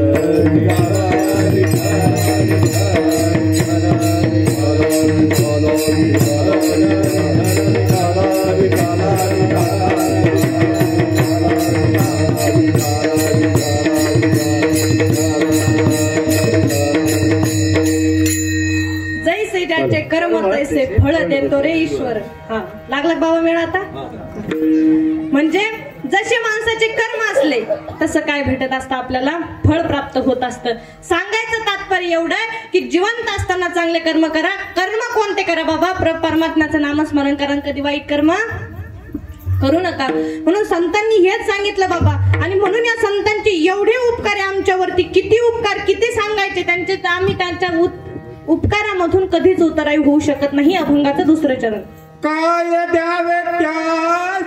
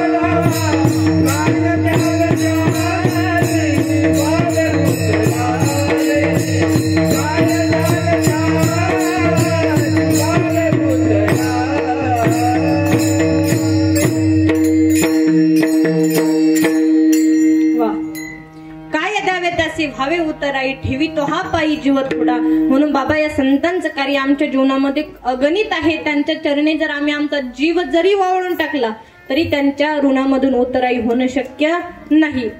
सांगायचं तात्पर्य एवढं की संत ही जीवनामध्ये आपलं सहज येतात, सहज काहीतरी उपदेश करतात आणि आपल्या जीवनाचं काय करून टाकतात, सोनं करून टाकतात. मी पहिलं सांगितलं की जसं एखाद्या पारिसानं लोखंडाला स्पर्श करावा त्या लोखंडाचं सोनं व्हावं, त्याच प्रकारे संतांचं फक्त आपल्याला काय स्पर्श जीवनामध्ये आवश्यक आहे. मग संत हे आपल्या जीवनामध्ये येत कसे असतात तर संत म्हणजे आपले श्री गुरु. कोण आहे? आपले श्री गुरु. म्हणजे सांगेन एकच श्री गुरूंची सेवा करा. आता काहींचा डोक्यामध्ये फिट झालंय की माणसानं मायबाप असेपर्यंत गुरु करायचे, मायबाप असेपर्यंत गुरु करायचे नाही. माहिती तुम्हाला? माहितीये का मायबाप असेपर्यंत असं नेमकं सांगितलं कोणी तुम्हाला? तसं काही नाही. जीवनामध्ये जर आपल्याला जर योग्य मार्गाला जर जायचं असेल तर त्यासाठी जीवनामध्ये आपल्याला काय करायचं तर संतांचं येणं आपल्या जीवनामध्ये, श्री गुरूंची सेवा आपल्या जीवनामध्ये आवश्यक आहे. आणि एकदा का श्री गुरु आपल्या जीवनामध्ये आले तर आपल्या जीवनाचं नक्की सोनं होणार आहे. विठ्ठल विठ्ठल विठ्ठल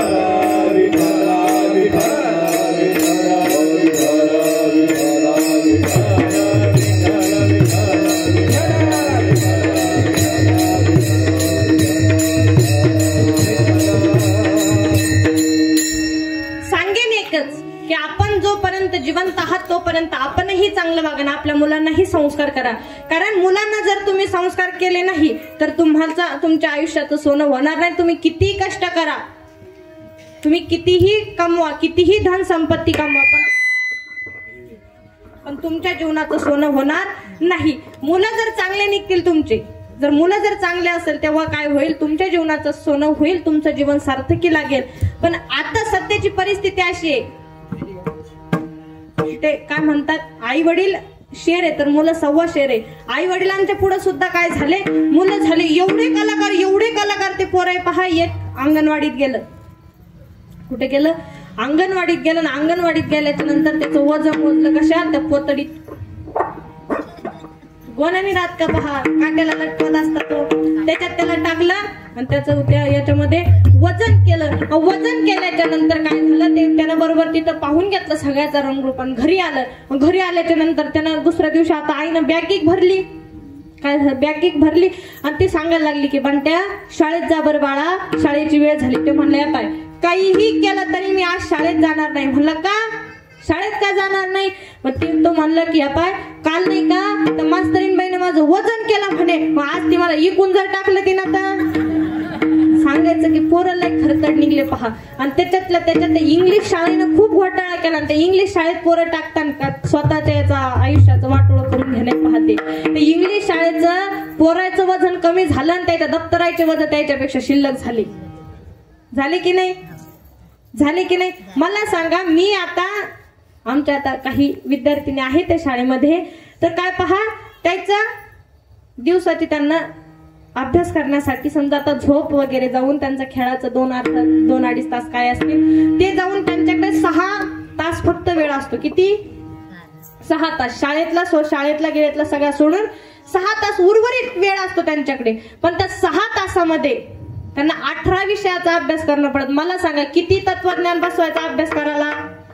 कधी अभ्यास करणं कधी शक्य आहे? ते कसा कव्हर होईल तो सिलेबस कव्हर होणं शक्य आहे का नाही? म्हणून ते इंग्लिश शाळेचं आता काय होतं पहा, पोरं सकाळी शाळेत गेले, सकाळी शाळेची बस आली की त्याला वाटलं आपल्याला यमच न्यायला आला का काय काम, असं त्याला फिकीर पडती. ती शाळेची बस दिसली की त्याला वाटतं की नाही आता आपल्याला थेट यमपुरीत नेऊन पोहोचणार आहे.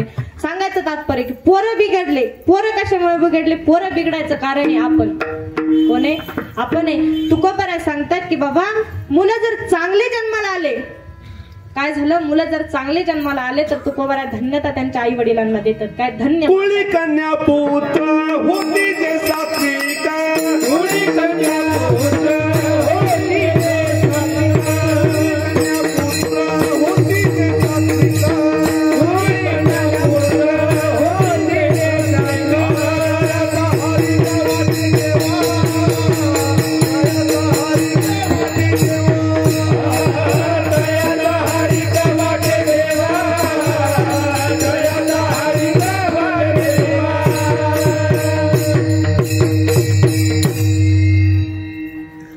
कन्या पुत्र होती जे सात्विक तयाचा हरिक वाटे देवा. हे प्रमाण असं लागतं बाबा. आपुले हिता जो असे जागता धन्य माता पिता तयाची. हे बसतं. कसं बसतं की जर पोरं जर चांगले जन्माला आले तर धन्यता कोणाचं तुकोबरा धन्यता कोणाला धन्य माता पिता तयाची. धन्यता कोणाला देतात त्यांच्या आई वडिलांना धन्यता देतात. आणि मुलं जर वाईट जन्माला आले तर माय बाप वेळा न साथ दिली. तुकोबरा सांगतात की बाबा यामध्ये सुद्धा चूक कोणाची आहे माय बापाची. त्यानं वेळेवर बरोबर साधलं नाही आणि आज त्याचे परिणाम पाहायला मिळतात. सांगायचं तात्पर्य एवढंच की बाबा संत हे जीवनामध्ये येत असतात आणि आपल्या जीवनाचं सोनं करत असतात. त्यासाठी काय फक्त आपल्याला संतांची संगत करणं गरजेचं आहे. आणि एकदा कसं आपल्या जीवनामध्ये संत आले तर आपल्या जीवनाचं सोनं होणार. हे संतन की संग लाग रे तेरी अच्छी बनी.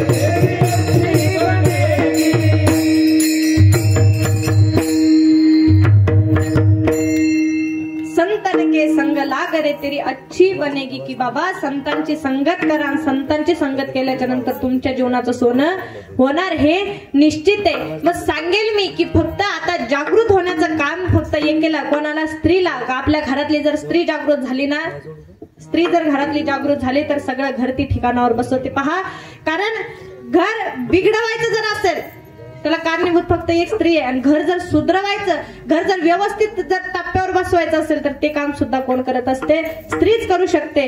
आज हा हिंदवी स्वराज्य उभा आहे फक्त एका स्त्री शक्तीमुळे. आज हा वारकरी संप्रदाय उभा आहे फक्त एका स्त्री शक्तीमुळे. कारण पहा ज्यावेळेस माऊली ज्ञानोबरायांचा अपमान झाला अपमान सहन झाला नाही त्यावेळेस माऊली ज्ञानोबराय झोपडीचं दार बंद करून बसले.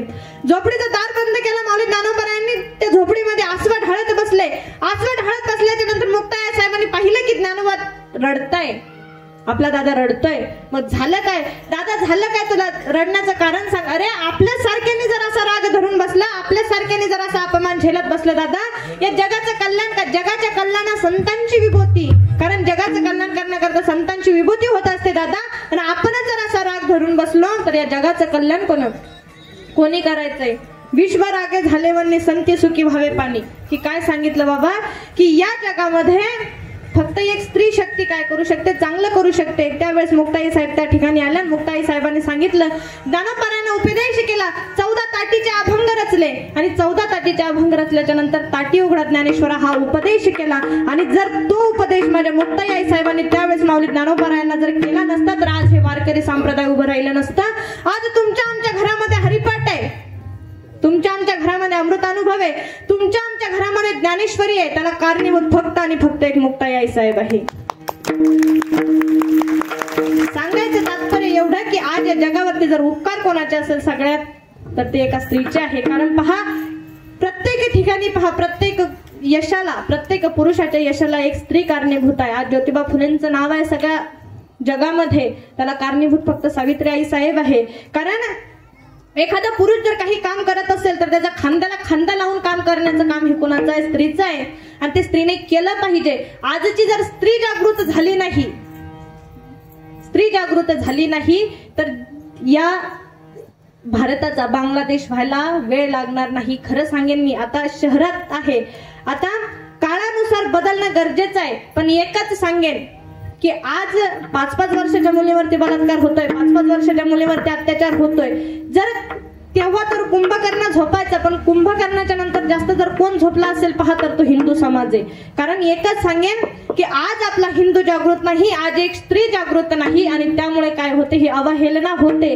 5-5 वर्षाच्या मुलीवर मुलीवरती बलात्कार होतो, 21 वर्षाच्या मुलीवरती बलात्कार होतोय. जर राज्यातली स्त्री सुरक्षित नसेल तर ते या राज्याचा राहून काही उपयोग नाही. फक्त एकदा पाहिलं होतं आई साहेबांनी की आपल्या राज्यातली स्त्री सुरक्षित नाही. जिजाई साहेबांनी एकदा पाहिलं होतं फक्त की राज्यातली स्त्री सुरक्षित नाही. त्यावेळेस आई साहेबांनी छत्रपतींना सांगितलं की शिवबा सगळं करतोय. अस्वट हळद शिवबा राजाजवळ आल्या आणि त्यांना सांगायला लागले, शिवबा सगळं करतोय, कितीतरी गड येतील जातील, कितीतरी सैन्यांच्या हत्या होतील, कितीतरी गड तुला पार करता येतील, कितीतरी गड तुला जिंकता येतील, पण शिवबा एकच सांगेल की आपल्या राज्यातली स्त्री सुरक्षित नाही. एकच सांगेल, प्रत्येक स्त्रीला आई माय माऊलीची इज्जत दे, प्रत्येक स्त्री सुरक्षित ठेव. सांगितलं आई साहेबांनी. आणि त्यावेळेस छत्रपतींनी वचन घेतलं आणि सांगितलं की आई साहेब तुम्ही जे वचन दिले त्या वचनाचं मी पालन करेन, तो शब्द मी पालन करेन आणि पुढे तेच कार्य मी पुढे चालवत राहीन.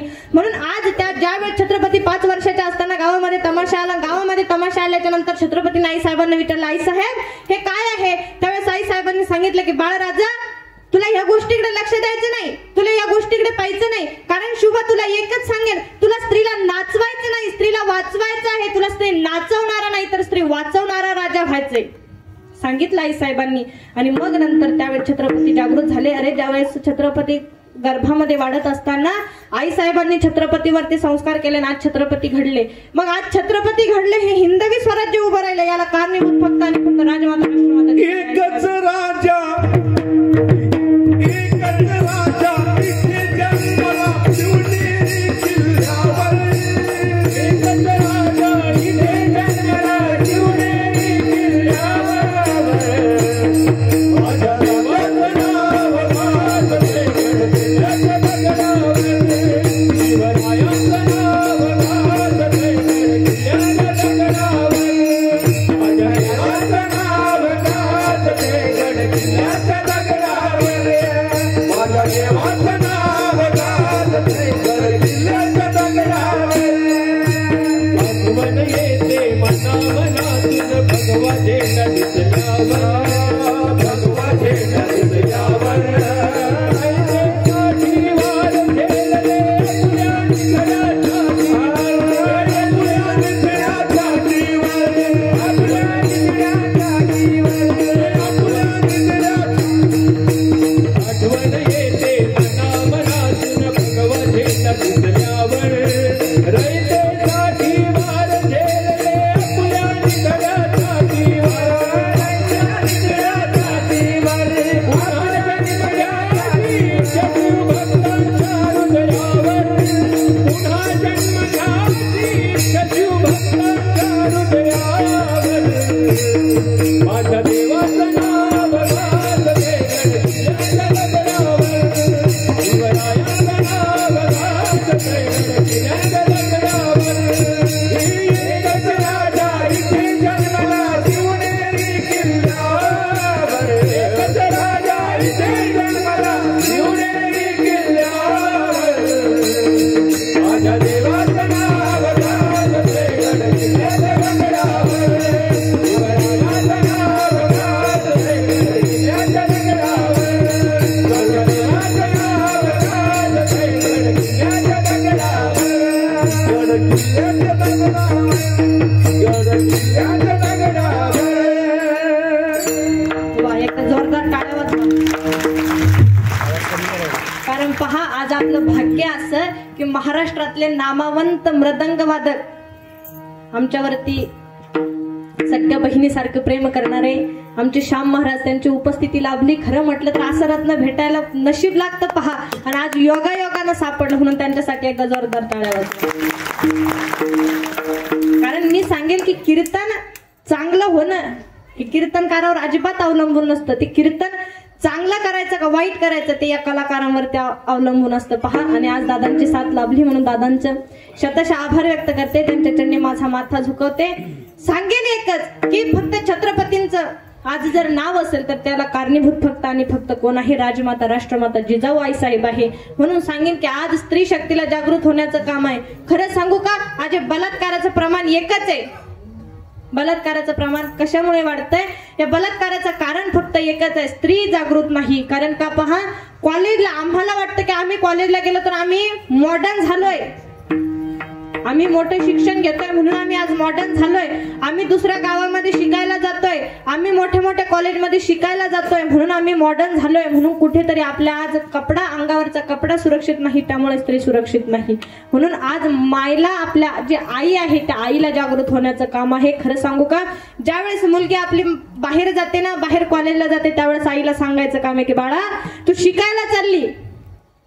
खरं म्हटलं तर मुलगी शिकणं ही काळाची गरज आहे. जर मुलगी जर शिकली नाही, पहा मुलगी शिकली नाही तर कोणतीच प्रगती जीवनामध्ये होऊ शकत नाही. म्हणून मुलींना आणि तिच्या स्वतःच्या पायावरती उभं केल्याशिवाय तिचं लग्न करायचं नाही, तिचा दुसरा काय जो काय विचार आहे तो विचार करायचा नाही. कारण पहा, आज जर एक स्त्री तिच्या पायावरती उभी असेल, तिच्या हिमतीवरती जर उभी असेल, तर कितीही गरीब घराणं तुम्ही पाहून द्या, कितीही गरीब घराणं पाहून द्या, तरी तिला ती पेलण्याची ताकद तिच्यामध्ये असते. म्हणून फक्त स्त्रीला शिकवण्याची आज गरज आहे, पण शिकवता शिकवता तिला सांगायचं की बाळा तू हिंदू धर्मामध्ये जन्माला आलीये, तुला काही अटी घालून दिलाय, तुला काही हिंदू धर्माच्या संस्कृतीचे नियम घालून दिले, त्या नियमांचं पालन करायचं.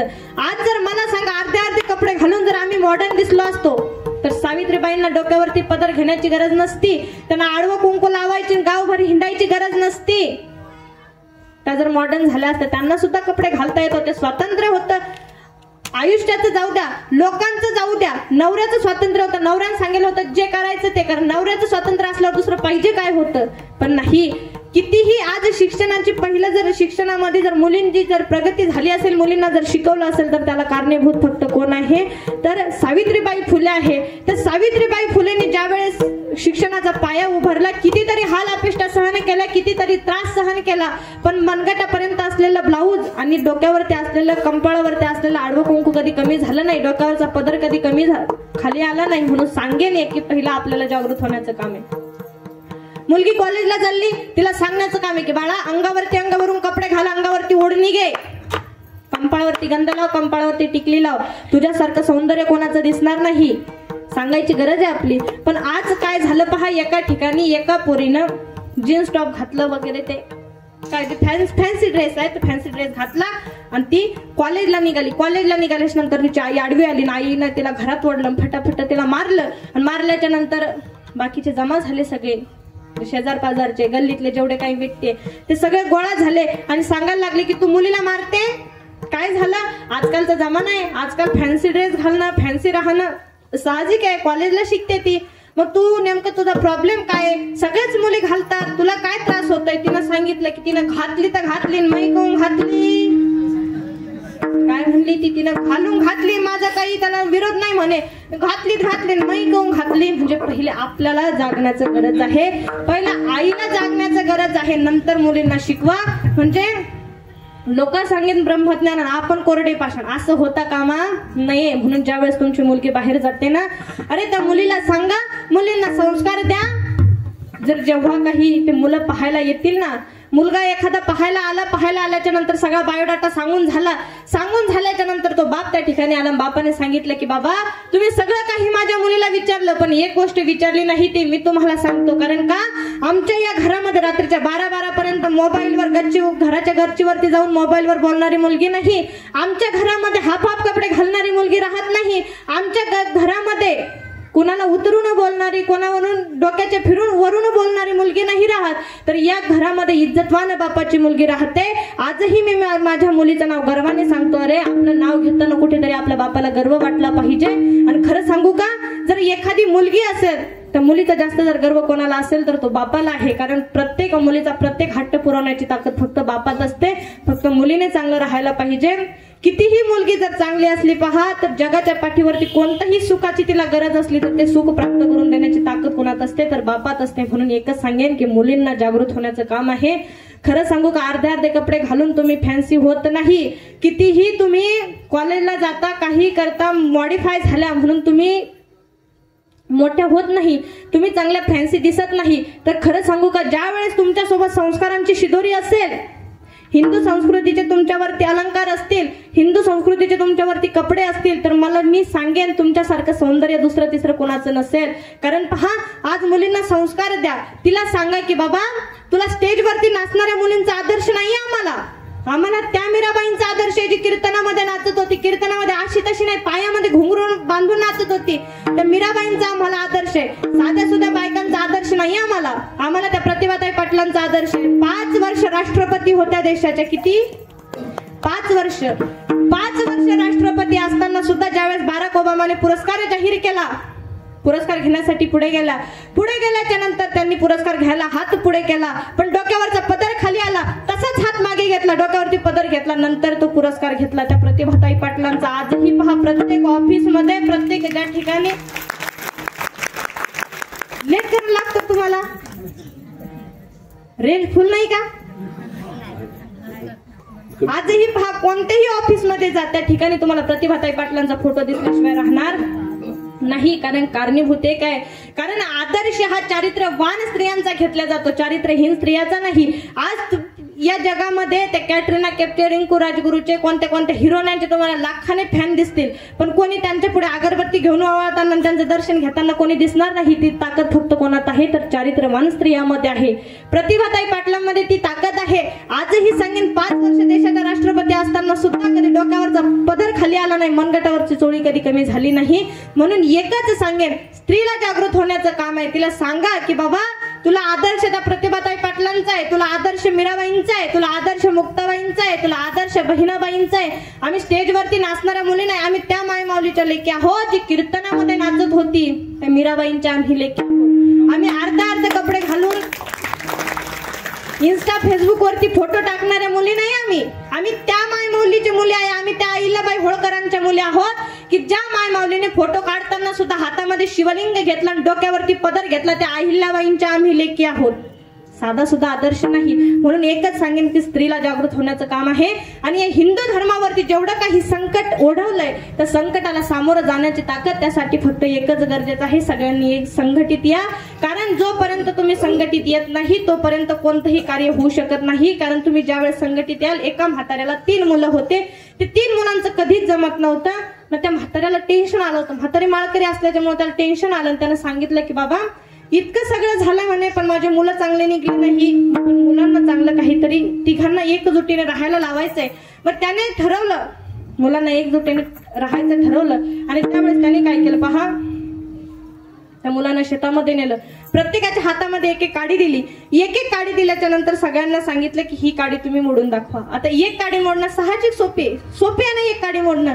त्यांनी ती काडी घेतली, सहज तिघांनी सुद्धा काडी मोडून टाकली. नंतर म्हाताऱ्याने एक गठ्ठा बांधला आणि तो गठ्ठा कुणाकडे आणून दिला? त्या पोरांकडे आणून दिला आणि सांगितलं की बाबा आता जसा गठ्ठा आहे तो सगळा गठ्ठा तुम्ही मोडून दाखवा. आता मला सांगा, तो गठ्ठा किती प्रयत्न केल्याच्या नंतर मोडन? शक्य आहे का ते? नाही. मग त्यांनी सांगितलं, त्यांनी तो गठ्ठा मोडून पाहिला, पण तो गठ्ठा काही मोडला नाही. त्यावेळेस म्हातारीने आपल्या मुलांना सांगितलं की बाबा तुम्हाला जर जीवनामध्ये यशस्वी व्हायचं असेल, जेव्हा तुम्ही संघटित असाल त्यावेळेस किती जरी शत्रू आले तरी तुम्हाला हरवण्याची ताकद नाही. आणि तुम्ही जर एकटे असाल तर ह्या एकट्या काडीप्रमाणे तुम्ही काय सहज मोडून तुम्हाला सगळेजण मोडून टाकेल. म्हणून एकच सांगेल की जेवढं काही हिंदू धर्मावरती संकट ओढवलं त्याला जर आपल्याला साथ द्यायची असेल तर सगळ्यांनी एकत्रित येणं, सगळ्यांनी संघटित येणं गरजेचं आहे. कारण संघटन एकल्याचा नव्हे खेळ म्हणून मेळ जमविला. तुकोबाराय सुद्धा सांगतात बाबा हा एकट्याचा खेळ नाही, सगळ्यांचा खेळ आहे. म्हणून एक तेवढं सांगेन की संतांचं आपल्या जीवनामध्ये येणं आणि संतांचं जीवनामध्ये संत आपल्या जीवनामध्ये आले तर आपल्या जीवनाचं सोनं झाल्याशिवाय राहत नाही. मग बाबा हे संत काय करत असतात? तर अभंगाचं 3रं चरण. सहज बोलावे गीत उपदेश,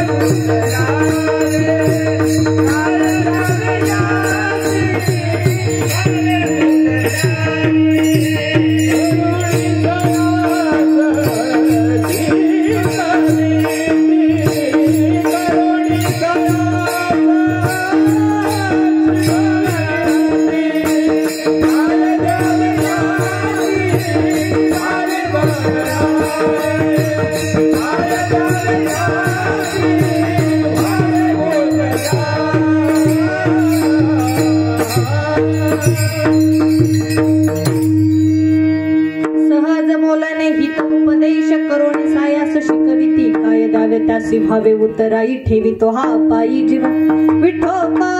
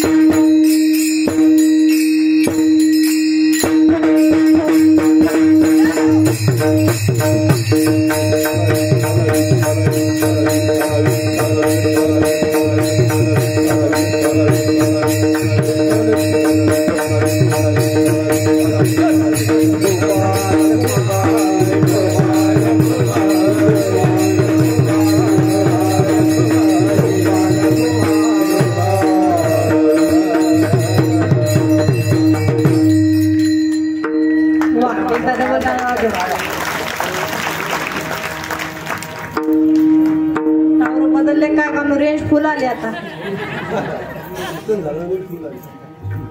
कीर्तन झाल्यावर तुम्हाला कीर्तनाचा टाइम बदला नाही तर मग जेव्हा तुम्हाला फुल रेंज आली का तेव्हा कीर्तन सुरू करायचं मग नंतर मजा येते ती बरं म्हणजे पहिले पहिले कशातच मेळ लागला नाही आता सगळं काय व्यवस्थित चालू आहे पा मग कीर्तन वाढवायचं का अजून वाढवायचं का पाकिट वाढल का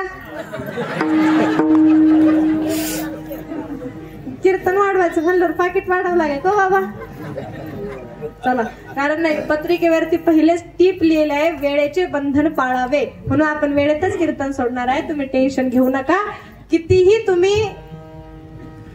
काहीही ओरडलं काहीही केलं तरी कीर्तन हे वेळेतच सुटेल म्हणजे तुम्ही किती कदरल्या मला तरी मी 10 पर्यंत कोणाला सोडणार नाही आणि 10च्या नंतर किती जरी थांबवलं तर मी थांबणार नाही कारण का पहा काय झालं मी झाले लहान मी फक्त शरीराने दिसते तशी नाही तर माझी वय काही नाही मी फक्त आता किती ते माहिती का 12वी त्या सांगेन एक पहा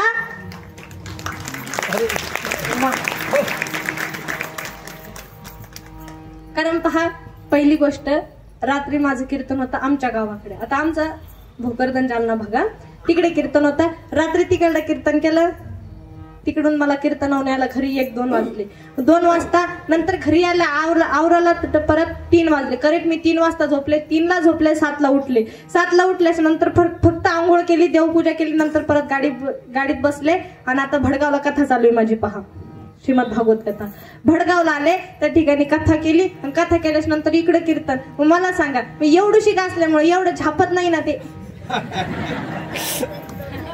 आवरेज पाहूनच डिझेल टाकावं लागेल की नाही आणि आवरेज पाहूनच गाडी हाणार तिची जेवढी कॅपॅसिटी तेवढीच हाणावी लागेल ना पण आता भानगड अशी झाली की लोड एवढा झाला तर मी गाडीत डबा चालू पहा सकाळ संध्याकाळचा डबा गाडीत जेवण चालू आता आज संध्याकाळचं जेवण इथं झालं म्हणून ठीक आहे नाही तर गाडीत डबा चालू आहे सकाळ संध्याकाळचा गाडीत खाणं चालू आहे सकाळचा डबा संध्याकाळी खाणं चालू आहे म्हणजे वेळच नाही त्याच्यामुळे सांगेन की तुम्ही किती जरी लटकल्या तर 10च्या नंतर 10च्या पुढे जाणार नाही आणि किती जरी कदरल्या तरी 10च्या आत कीर्तन सोडणार नाही मग सांगेन आहे की संतांचे आपल्यावरती अगणित उपकार आहे बाबा संतांचे आपल्यावरती उपकार आहे त्यामुळेच हा आज काय आहे धर्म टिकून आहे म्हणून काहीच नाही तर आपल्याला फक्त संतांच्या वचनावरती चालायचं आहे आणि आपण जेव्हा संतांच्या वचनावरती चालू तेव्हा काय होईल तर आपला जगण्याचा मार्ग हा सुरळीत होईल जगण्याचा मार्ग हा आपला सोपं होईल. म्हणून सांगेन की संतांची संगती मनोमार्ग गती, संतांची संगत करा बाबा.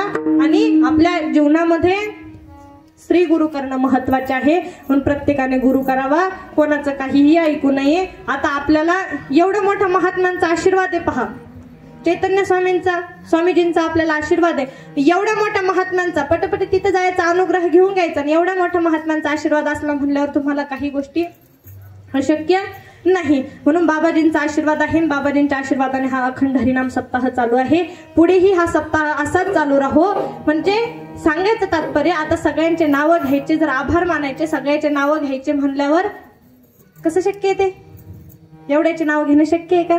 नाही. कारण का आपले गुणीजन मंडळी भरपूर झालेत. म्हणून आपल्या आजचे जे टाळाच्या साथीला मंडळी आहे त्यांच्या सगळ्यांच्या चरणी नतमस्तक होते. बाळा, तुम्ही संस्थेतले आहे का? नाही का? संस्थेतले नाही? खरंच कुळी कन्या पुत्र होती ते सात्विक. कारण त्याचे पहा, फक्त मुलांना संस्कार द्या. कारण तुम्हाला म्हातारपणात जर सुखरूप राहायचं असेल तर मुलांना फक्त संस्कार द्या. मुलांना जर संस्कार दिले तर तुम्ही काही प्रॉपर्टी नाही जरी कमवली तरी तुमचं काय होणार आहे?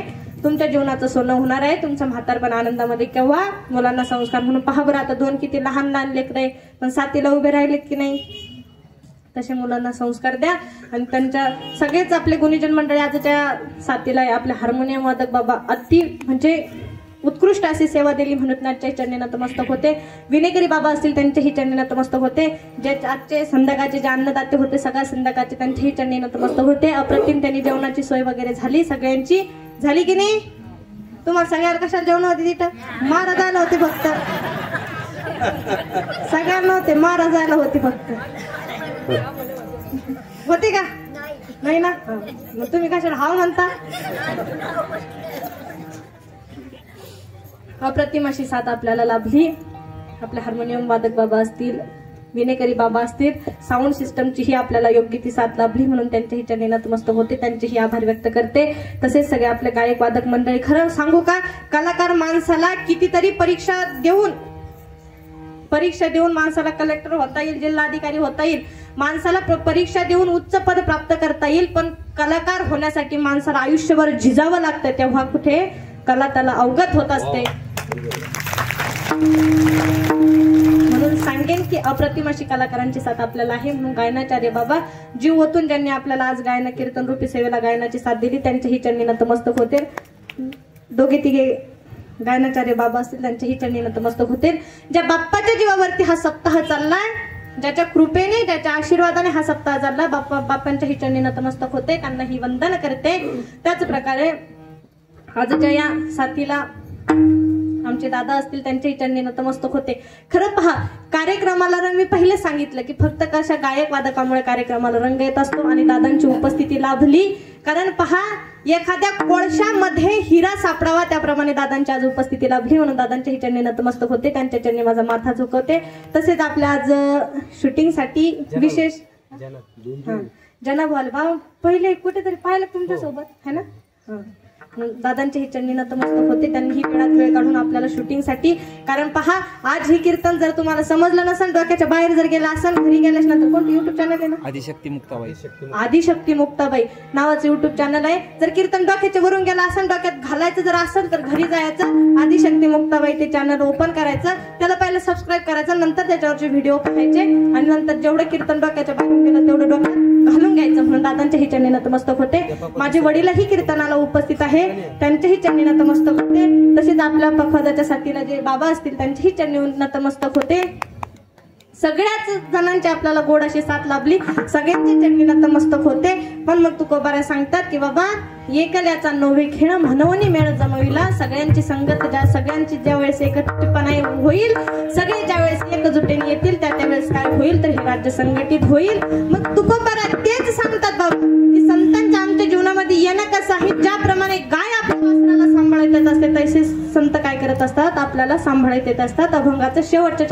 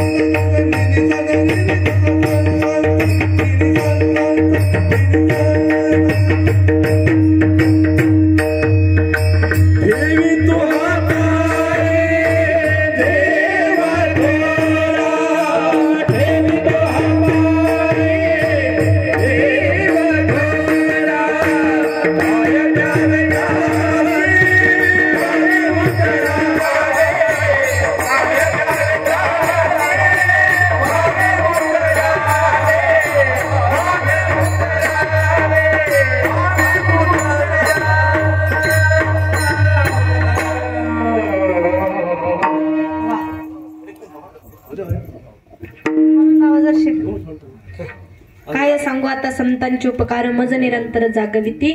खरं सांगू की संतांचं चरित्र आपल्या जीवनामध्ये काहीतरी संतांचे गुण आपल्यामध्ये यावे, संतांचा महिमा आपल्याला समजावा यासाठी हे अभंग तुकोबारायांनी रचले. या अभंगाचा भावार्थ माझ्या अल्पमतीप्रमाणे मांडला आहे. पहिली गोष्ट तुकोबारायांना हेच म्हणायचं असं कोणी याची ऍक्युरेट सांगू शकत नाही, पण ज्या अर्थी ज्या ठिकाणाहून धुपट निघतंय त्या ठिकाणी नक्कीच अग्नी असला पाहिजे, त्या ठिकाणी जाळ असला पाहिजे. त्याच न्यायाप्रमाणे आजच्या ह्या माझ्या मतीनुसार अभंगाचा भावार्थ तुमच्या समोर मांडला आहे. माझ्या मुखातून जर काही अपवित्र शब्द पडले असतील, काही वेडेवाकडे शब्द पडले असतील तर आपलं लेकरू म्हणून क्षमा असावी. सगळ्यांच्या चरणी नतमस्तक होते. सगळ्यांचीच आपल्याला वेळात वेळ काढून सगळ्यांनी साथ दिली त्याबद्दल सगळ्यांचे मनपूर्वक धन्यवाद व्यक्त करते. सगळ्यांच्या चरणी माझा माथा झुकवते. त्याच प्रकारे सगळ्याच जणांची आपल्याला अमूल्य अशी साथ लाभली, त्यांच्या सगळ्यांच्या चरणी माझा माथा टेकवते. आणि झालेली सेवा पांडुरंग परमात्म्याच्या विश्वमाऊली ज्ञानोबरायांच्या गुरुवर्य आदरणीय परमश्रद्धेय प्रातस्मरणीय संतोषजी महाराज आढवणे बाबांच्या चरणी समर्पित करून सेवेला पूर्णविराम. ज्ञानेश्वर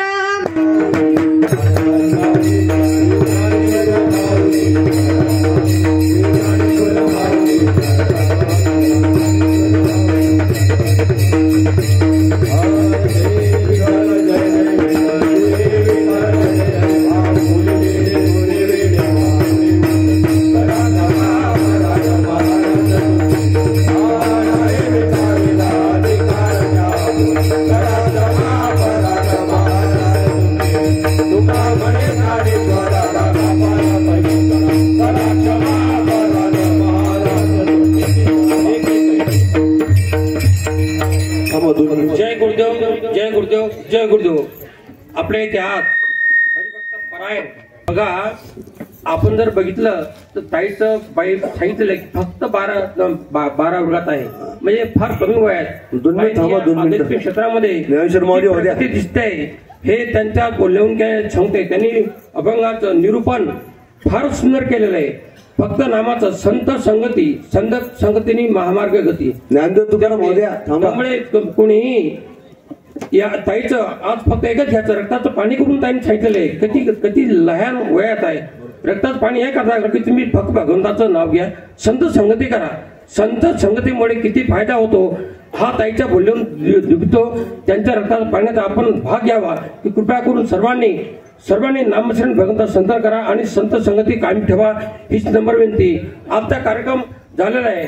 उद्या सकाळी 5-7 काकडा, नंतर 12च्या भागवत कथा, नंतर 5चा हरिपाठ, संध्याकाळी 8 वाजता हरिभक्त पारायण.